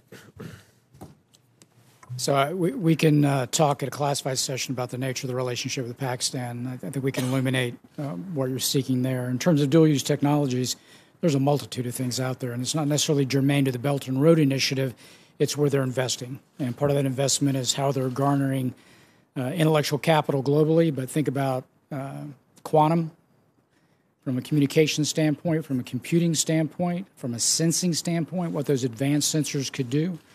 If you look at genetics, bioengineering, so there's a multitude of things, whether it gets into human engineering, it gets into how do you cure diseases, but at the same time, there's kind of the flip side, nefarious aspect of that. And so there is a plus and a negative side to the risk in the medical. There's agricultural aspects of that, which are very positive, but could have a negative impact as well. So there's a number of things in terms of advanced technologies where they are investing that have dual-use capabilities that will really mature over the course of the next decade. Senator Blunt.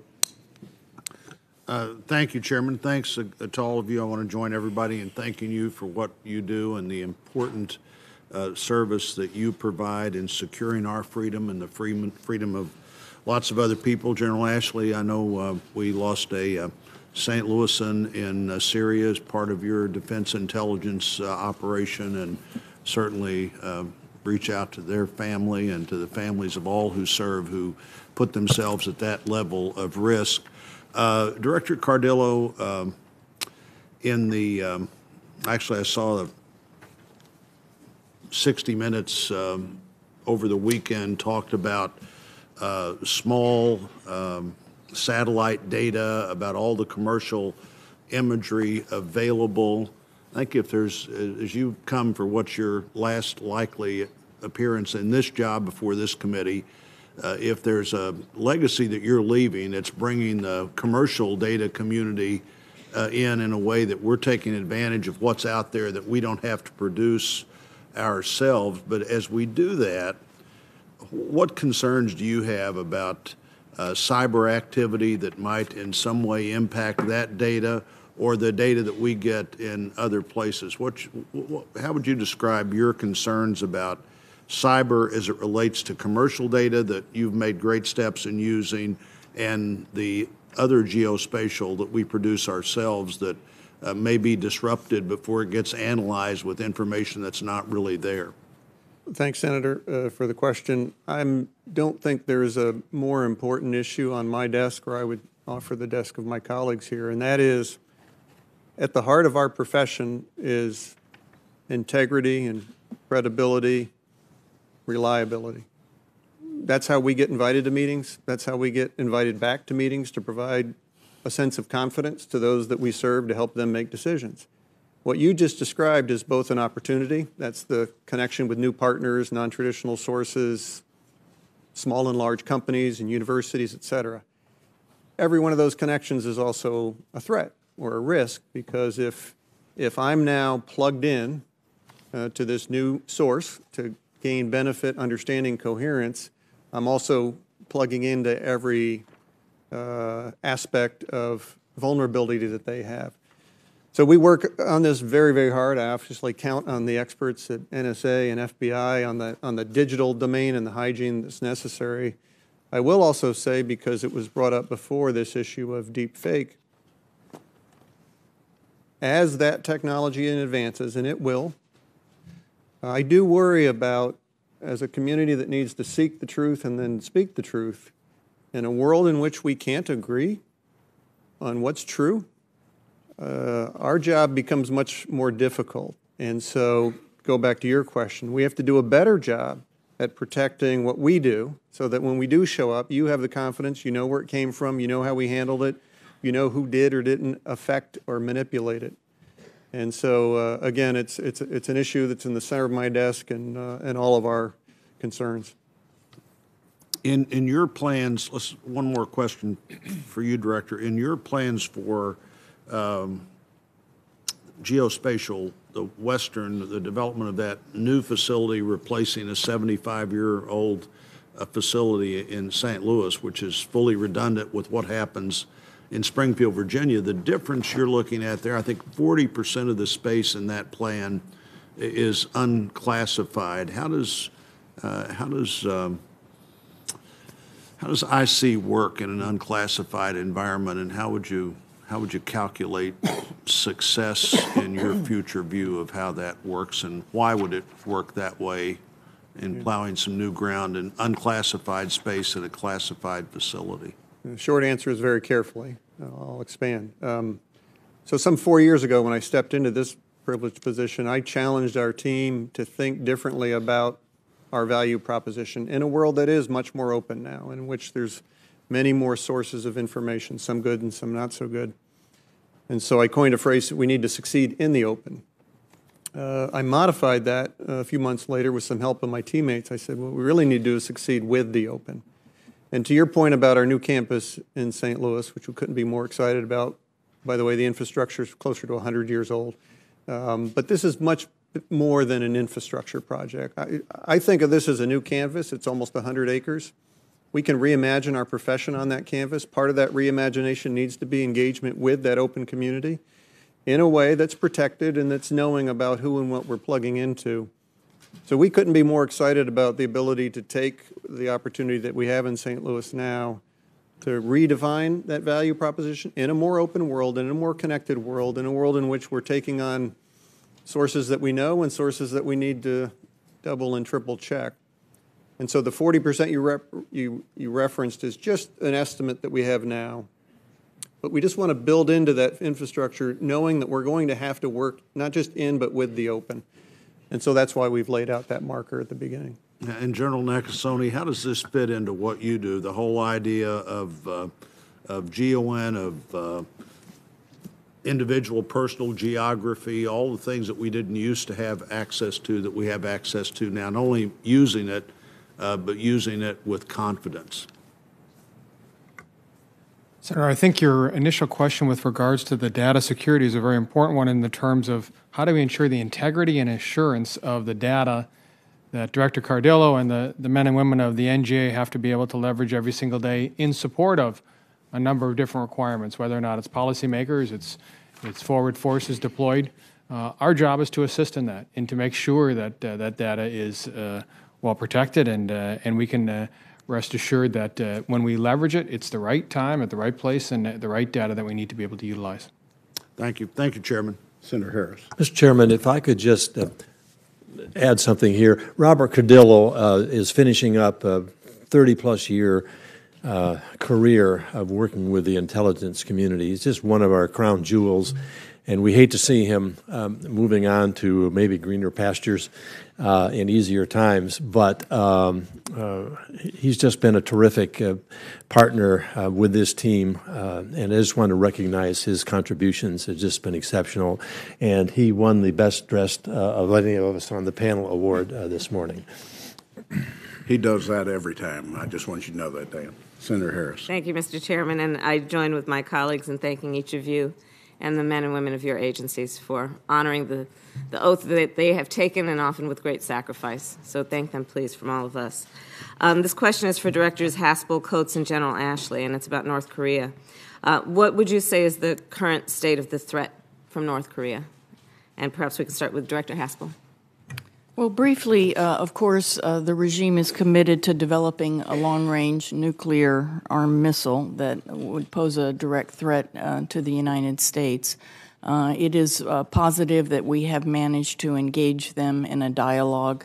They have taken some voluntary measures to close a site, dismantle a site, but ultimately the objective is to lessen that threat by getting them to declare their program and then ultimately dismantle the program.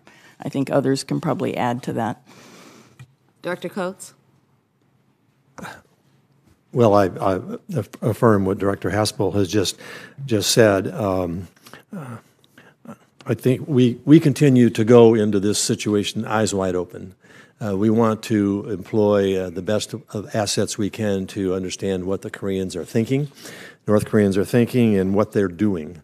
We have capabilities which we can talk about in a secure session in terms of how we gather that information and how we assess that, to give to our policymakers and to give to the negotiating partners relative to where we're going with North Korea.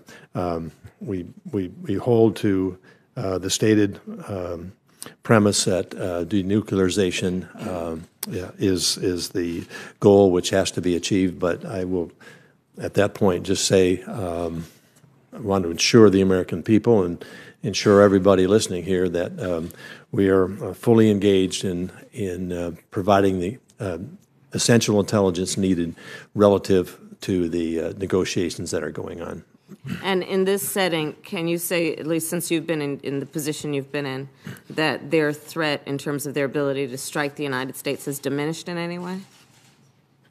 I think the assessments we've made up to this particular point hold, obviously, as I mentioned in my opening statement, that over this past year we have not seen any evidence. They have not seen nuclear missile testing or launching. So that's the position we're in right now. But again, we keep an open eyes and open ears to exactly what's going on. General. So the technologies that they demonstrated, from a technical standpoint, that showed a capability to have an ICBM function, still exists. There still is a substantial military capacity that Kim Jong-un wields. 70% of his forces are along the DMZ. So the capabilities and threat that existed a year ago are still there. And Director Haspel, and thank you, General. Director Haspel, North Korea has obviously a terrible record of human rights, and they're deeply isolated, obviously, from the international community. And this is the result of many policies, intentional, probably mostly. Do you believe that North Korea values the legitimacy that comes with direct diplomatic engagement with the United States? Yes, I think our analysts would assess that they value the dialogue with the United States, and we do see indications that Kim Jong-un is trying to navigate a path toward some kind of better future for the North Korean people. Are you aware of any intelligence suggesting that his behaviors and their human rights record has improved in any substantial way over the last couple of years? It's obviously something we monitor to the degree possible. I do think that a vision for North Korea that further brings them into the community of nations would have a positive effect on our ability to influence them on important things like human rights. But over the last couple of years, have you seen any change in their behaviors? I don't think I can point to any specific changes over the last couple of years. Thank you. And then Director Coates, changing the subject, and I'd like to talk with you a bit about social media. And can you tell us, has the IC, do we have a written strategy for how we're going to counter the influence operations that target social media in the United States? We are fully engaged in that issue. We have regular communication among the various sectors of the intelligence community, and much of that is shared both verbally and in written form. So there is a written strategy? Not a written single strategy, but we're always looking at how we can best address this. It's a fluid situation. We had an earlier discussion relative to our engagement with private sector social media companies. Thank you. My time is running out. Can you tell us, do you have any intention of having a written strategy that will be agreed to and understood by all members of the IC as it relates to the collective responsibility and individual responsibilities for addressing foreign influence on social media in the United States? As I said, it's a fluid situation. We are making significant progress on that in terms of one specific written strategy, something that will have to be looked at in a continuum of change. So I'm not exactly sure why a written strategy would give us anything more. A single strategy that would have to be modified daily. But you can be assured that it is a top priority, as we've talked about before. It is something that we are working on, and we've seen very significant progress. And when you go back and read the transcript of what we talked about before, you'll understand that. I actually have the transcript from February 13th of 2018 when you and I had this discussion at our last Worldwide Threats hearing, or at least a previous one, when I asked you then, would you provide us and would there be a written strategy for how the IC is dealing with these threats? So can you tell us, has there been any advancement on that point since February of 2018? I'll be happy to get back to you with that. Thank you. Senator Cotton. You were referring to 2017, is that my understanding? No, 2018. We're in 2019 now. 2018, okay, thank you. Senator Cotton. Thank you all very much for your appearance and your continued service to our nation and for all the men and women who work in your organization serving our country. We've talked a lot about Huawei and ZTE today and the potential threats they pose. Let's just make this concrete for Americans watching at home. You can raise your hand if you respond yes to my questions. How many of you would use a telecom product made by Huawei and ZTE? Senator, I would think we ought to talk about these kinds of things in a closed session.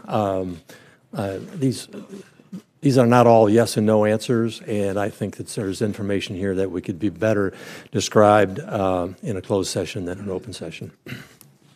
Like a professional who has once been on a debate stage and not liked raise your hand questions. I'll simply say for the written record, though, that I saw no hands go up, and while I'll defer to the closed session, I suspect if I asked a fairer question, which is how many of you would recommend that people who are not heads of intelligence agencies, like your neighbors or church members or high school friends, use Huawei and ZTE, there would also be 6 no votes of confidence. Director Coates, in September, the House Intelligence Committee voted by voice vote, which I presume means it was bipartisan, not controversial, to send to you several dozen of their transcripts and their investigation into Russia's interference in our 2016 election, so they could release those pending your classification review. Where does that review stand? That's another issue which I would like to discuss in a closed session. Thank you. Director Haspel, we've spoken some about ISIS today and the threat of ISIS if they were to reform. One ongoing threat from ISIS is that the Syrian Democratic Forces have a number of detainees from ISIS. Do you know how many detainees the SDF currently hold? Could you turn your microphone on, please? Sorry about that. Senator, we do know the number. In this forum, I'll say that they have hundreds of foreign fighters. The IC as a whole is working very, very hard to make sure we know who those are, return people to their country of origin, and to make sure that even as ISIS, as we continue to make gains against them on the battlefield, that these foreign fighters are not able to return to the fight. And I can be more specific this afternoon in terms of the exact numbers. And could you speak broadly about the types of detainees? Are we talking about foot soldiers? Are we talking about major external operations planners, bomb makers, that sort of thing? All of the above, Senator. So it would be very bad for our nation if those detainees were released. I think it would be very bad, and the IC has taken great pains to categorize and make sure we know who these individuals are. And we, of course, are working very closely with our foreign allies to do just that. Thank you. Director Haspel, I'd like to stay with you, turn our attention to Russia, since I know you have a lot of experience with that nation. President Putin has publicly stated that they're working on novel nuclear weapon systems like a nuclear-powered cruise missile, hypersonic glide vehicles, an underwater nuclear-powered torpedo. And just last month, he announced Russia's successful test of a hypersonic glide vehicle, which he called a new intercontinental strategic system. Is it the case that some of these systems are being designed to explicitly evade the constraints of the New START treaty? Senator, I believe, and I can go into more detail this afternoon, and I'm sure General Ashley would like to add, but I believe some of these systems have in fact been in development long before New START treaty. General Ashley, do you have anything to add? Actually, if I could go back real quick to your Huawei, then I'll come back to that one. When you look at the technology stuff, and I think Huawei and ZTE are great examples, but I think the other complexity is the question really is, do you know what's in your phone? Not just is it a Huawei or ZTE phone? Do you know who provided the chips, the software, and everything that goes into your phone?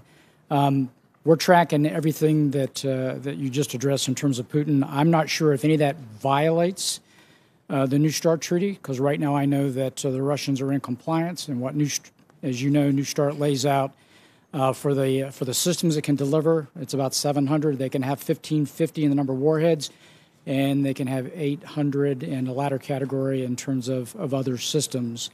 I'm not aware that this violates, and I'll take that one for a little bit of research as well, okay. And we may be able to get that to you in the closed session this afternoon. Thank you. Director Haspel, one final follow-up question.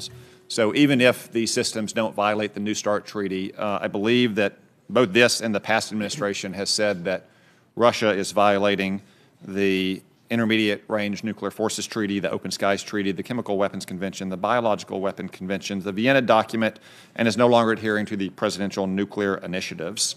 Is there any treaty that Russia has with the United States to which they are currently adhering? Well, the Russians obviously would have a different interpretation, but I do believe that you're correct in terms of State Department's assessment of Russian compliance with those treaties. Thank you. Senator Wyden. Thank you very much, and I want to apologize to all our distinguished panel. We had a major hearing in the Finance Committee. I'm going to start with the matter of Saudi Arabia and the late Mr. Khashoggi. I'm very concerned that the DNI statement, for the record, barely mentions the threat posed by Saudi Arabia to the rule of law around the world. Director Haspel, the Senate unanimously passed a resolution stating its belief that the Crown Prince was responsible for the murder of U.S. resident and journalist Jamal Khashoggi. Is that correct? Senator, we can go into a little bit more detail this afternoon, but as you know, during the fall months, we spent a significant amount of time briefing and providing written products on our assessment of what happened to Mr. Jamal Khashoggi. As you know, and as the Saudi regime itself has acknowledged, 15 individuals traveled to Istanbul and he was murdered at their consulate, and it was a premeditated murder on 2 October. The trial in Saudi Arabia, I believe, has begun, but in terms of further detail on our assessment of involvement, I'll hold it till the afternoon session. Respectfully, Madam Director, the Senate unanimously passed a resolution that the Crown Prince was responsible. Was the Senate wrong? Senator, it's my job to provide the intelligence to support the Senate's deliberations, and I think we've done that very adequately in this case, and we'll continue to do that. And we continue, by the way, to track this issue and to follow it very closely. A question for you, Director Wray, and maybe other panel members. In my home state, there are alarming indications that the Saudi government has helped Saudi nationals accused of serious crimes flee the country. And this strikes us as an assault on the rule of law right here in the United States. My question for the Director Wray, will you look at this and come back with any suggestions about what the FBI can do? And just so you know, what has troubled me so much is what looks like evidence that the Saudi government helped these individuals who've been charged with really serious crimes in my home state, rape and manslaughter, helped them with illicit passports, possibly the prospect of private planes to get out of the country. Will you look at this and come back with any suggestions about what the Bureau can do here? Senator, I appreciate the question. I will say I've actually had occasion to visit the Portland field office, and not only to meet with all of our employees there, but all of our state and local partners across your state. And I'd be happy to take a close look at anything you want to send our way on this subject. Could you get back to me within 10 days? You know, we are trying to up the ante here to really get these people back. You know, my sense is, like a lot of other things, people have a full plate. I've requested travel records. We will be in touch with your office, but I would like a response within 10 days to show that this is the priority that is warranted. Well, Senator, of course, we have a lot of priorities, as I'm acutely aware, but I'd be happy to take a look at the information that you have and work with your office. We have a lot of priorities, but the notion that Saudi Arabia can basically say it is above the law, and that's what it looks like to the people of my home state, is just unacceptable. So I will be back at this, and you and I have talked about matters before, and both of us have strong views, and that will certainly be the case here. Let me ask one other question for you, Director Haspel and Director Coates, to change the subject to Russia and particularly these Trump-Putin meetings. According to press reports, Donald Trump met privately with Vladimir Putin, and no one in the U.S. government has the full story about what was discussed. Director Haspel and Director Coates, would this put you in a disadvantaged position in terms of understanding Russia's efforts to advance its agenda against the United States? Question for you two, and then I'm out of time. Thank you for letting me have them respond, Mr. Chairman. Well, Senator, clearly this is a sensitive issue, and it's an issue that we ought to talk about this afternoon. I look forward to discussing that in a closed session.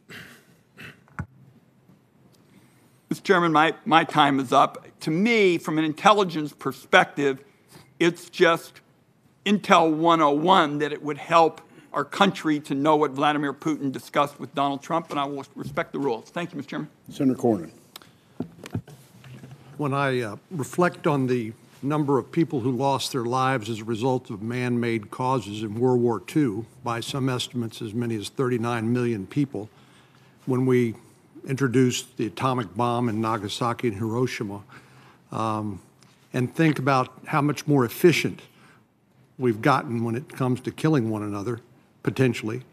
And I wanted to ask you about weapons of mass destruction and counter proliferation. If the theory behind mutually assured destruction and deterrence is that none of the so-called rational actors, let's say Russia, China, for example, would use nuclear weapons because they realize what the consequences of that would be, we know we have less than rational actors that are either have acquired nuclear weapons, thinking about North Korea, certainly Pakistan and India are staring at each other, both of whom have nuclear weapons. I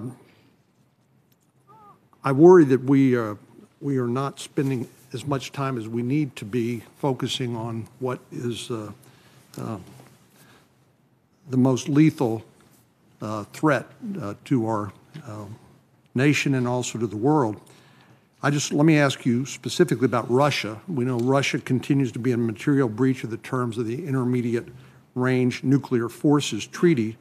Most recently, our NATO allies have concluded that Russia is in the process of developing a ground-launched cruise missile that's a direct threat to Euro-Atlantic security.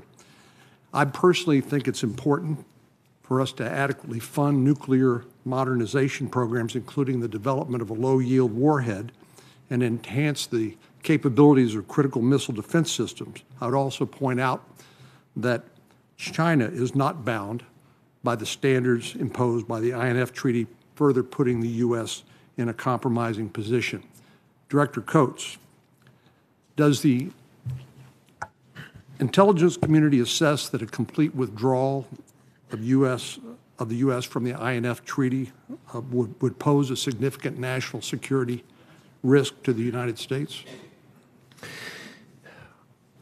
Well, that risk is there, whether we are within, we see Russia within the bounds of the restraints on that, or whether we don't, because we know Russia has violated the terms of that treaty and has that capability. And China's so not whether bound, we withdraw or not, all. they're still going to have that capability. That's correct. And Director Haspel, perhaps this would be a question for you. If the U.S. withdraws from the INF Treaty, and I'd welcome anybody's comment on the panel, if the U.S. withdraws from the INF Treaty, does the IC assess that Russia will place INF range missiles in Cuba, or will they attempt to exert pressure in some other way?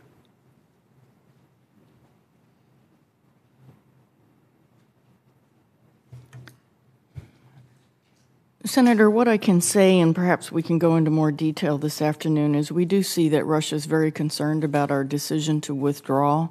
We do see also consideration of ways they can push back due to their own concerns about our forward posture in Eastern Europe. I think I'll leave it there for now, and we can elaborate this afternoon. I'll ask if General Ashley would like to add something. Please. Yeah, I would say that, and we can get into some more detail this afternoon, that their actions are not consistent with the ground-launched cruise missile that you already spoke about. It has already been fielded operationally, so it is in utilization and available. Their actions and what they would do, I think, would be symmetric to anything we did to move additional capabilities forward. And then those particular symmetric actions we can talk about in a closed session. Would anybody on the panel care to talk about my statement with regard to production of a low-yield warhead? Maybe General Ashley, I don't know who would be the appropriate person. So the comment of whether we should be developing. Correct. Yeah, I'll have to leave that to the policymakers. What you alluded to is our ability to kill and some of the weapons that we've developed. And then the utilization and a strategy that we've heard in the past from the Russians of non-strategic nuclear weapons and whether or not a rational actor would use those kinds of weapons in the field. We know that the Russians have a first-use policy. The threshold where they think that the Kremlin would be at risk is probably what would drive that first use, whether see that as an escalatory control measure that they would put into place. I'll leave it to the policy folks to determine, the utilization of one of those weapons. When we talk about the use of nuclear weapons specifically, one of the things that, the threshold is pretty high on their use, which is why we see the manifestations of things like hybrid war. And if you look at great power conflict, it kind of flatlined after World War II and things that have taken place in the world order that has been kind of the outgrowth of Bretton Woods. That the other thing that has come to bear on keeping great power conflict at bay has been the development of nuclear weapons. Thank you. Last but not least, Senator Sass. Thank you, Mr. Chairman. Thank you to all 6 of you for being here. Thanks to your officers and to their families. You lead and represent a community of folks who often have family disruptions, and there aren't folks who know to thank them. So on behalf of this committee and the American people, thank you. General Nakasone, when you were confirmed before the Armed Services Committee, I asked you a question about whether or not Russia or China had ever suffered a sufficient response to their cyber aggressions to warrant behavior change on their behalf, and you said no, they had not. At this point, in a classified setting, how would you answer, in a non-classified setting, how would you answer that question today? So, Senator, I think the way that I would answer the question is, first of all, what has changed since you and I talked last year is the fact that I think that from our work collectively across the interagency and the government, we have been able to show effectiveness against primarily, in this case, the Russians as we take a look at our midterm elections. Whether or not that spawns long-term behavior change, I think that's still to be determined. But certainly this afternoon we can talk a little bit more about some of the things we have seen. Thank you for your work on that and your success. And I know, Director Coates, you're going to give us some briefing on that this afternoon as well. I know that a number of people on the committee have been anxious to get a more fulsome report of some of the successes of the IC from early November. And I would just like to publicly say, whatever portion of that we can declassify for the American people to know the successes of the U.S. government and of your community, I would urge that kind of declassification where possible. Director Wray, you have many priorities at the Bureau, but can you talk about threats we face with the long-term tech war, tech race maybe, against China? And domestically, when you think about Bureau priorities, looking at different Chinese actions inside the United States, how do you rank those priorities? Well, first, I would say that as I said earlier, that I think China writ large is the most significant counterintelligence threat we face.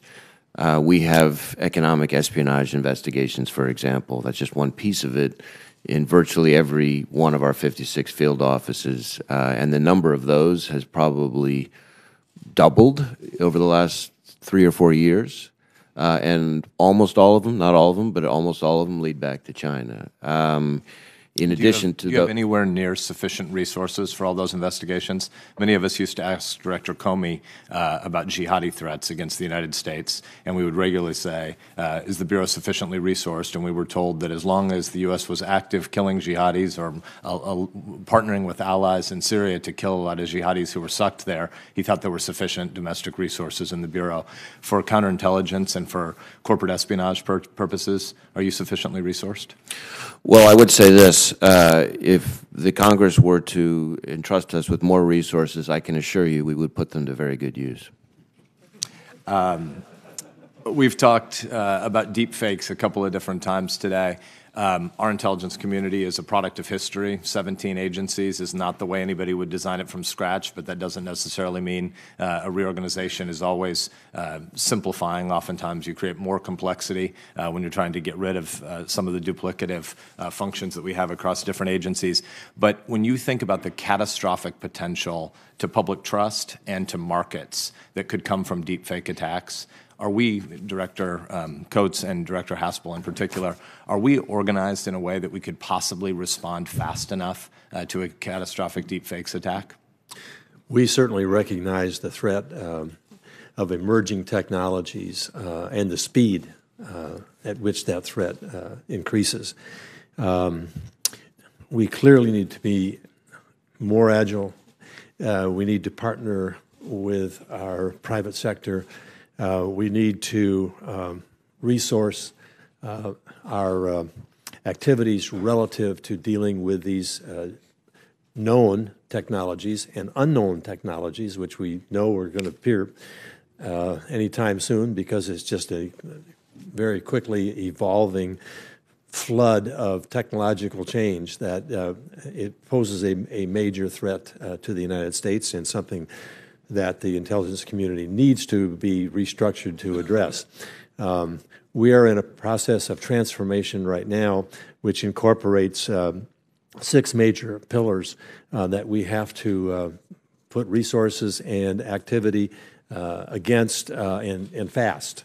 Cyber, trusted agile workforce, artificial intelligence, private sector partnerships, data management, acquisition, agility. All 6 of these are major issues which we have to transform. We cannot rely on status quo where we are now. We're the best in the world. We have to stay the best in the world, but we've got real competitors. And technology is giving them the opportunity to shorten that gap very, very significantly. And so we have a dedicated commitment to this transformation to, it's called IC 2025. What do we have to be in 2025, but not let alone 2019 and 2020? And we are using that throughout all 17 agencies in terms of how we have to adapt to that. And that's a major change that this IC has to go through, but we're fully intent on making it happen. Thanks, Director. Before the chairman gavels out a rookie, Director Haspel, are you confident that we could respond fast enough? I think Director Coates captured it very well. I would say that while the IC is large and unwieldy in some respects, I don't think in my 34-year career I've seen better coordination or synchronization or collaboration among the agencies to try and stay abreast of the technological challenges. I hear that, and I've been reading Intel Daily now for 18 months, and the pace of upgraded game on the part of the community is a real testament to all of your leadership, but I still think the asymmetric exposure we have, where the barrier to entry for deepfakes technology is so low now, lots of entities short of nation-state actors are going to be able to produce this material and, again, destabilize not just American public trust, but markets very rapidly, and I think we need to be thinking about not just IC 2025, but IC 2021, 2020, 2019. If I could real quick just go back to our opening question from the chairman where he said, are you concerned about our protection of data? So how do you get deep fakes that are really, really good? Lots of data. That's how you train your algorithms. So it goes back to kind of where we started, the ability to protect that information, to preclude the training of those algorithms to a degree where you cannot tell the difference. And again, our challenge is, how do you build the algorithm to identify the anomaly? Because every deepfake has a flaw. At least now they do. Thanks, General. Thank you, Mr. Chairman. I just want to make one final brief and commend Director Coates on the ongoing efforts to make sure that we get through the backlog on the security clearance reform. The Chairman and I have worked on this very hard. We appreciate the progress that have been made. My hope is we can, I think we're down to about 500,000. I think that's still, we can do much, much better. And my hope would be that particularly any federal employee that might have had some level of a credit dinging due to the shutdown would not be penalized through that security clearance process for, again, actions, quite frankly, that they had no ability to remediate. It was our responsibility. We will continue to operate carefully with you also. You've played a major role in all of this.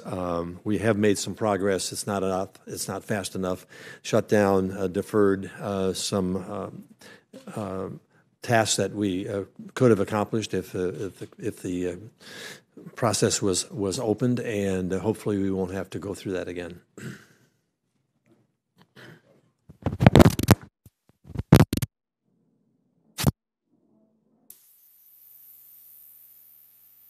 Let's try it over here. I thank the Vice Chairman for his comments. I promised all of you ample time for nutrition in between sessions, and I think we have accomplished that.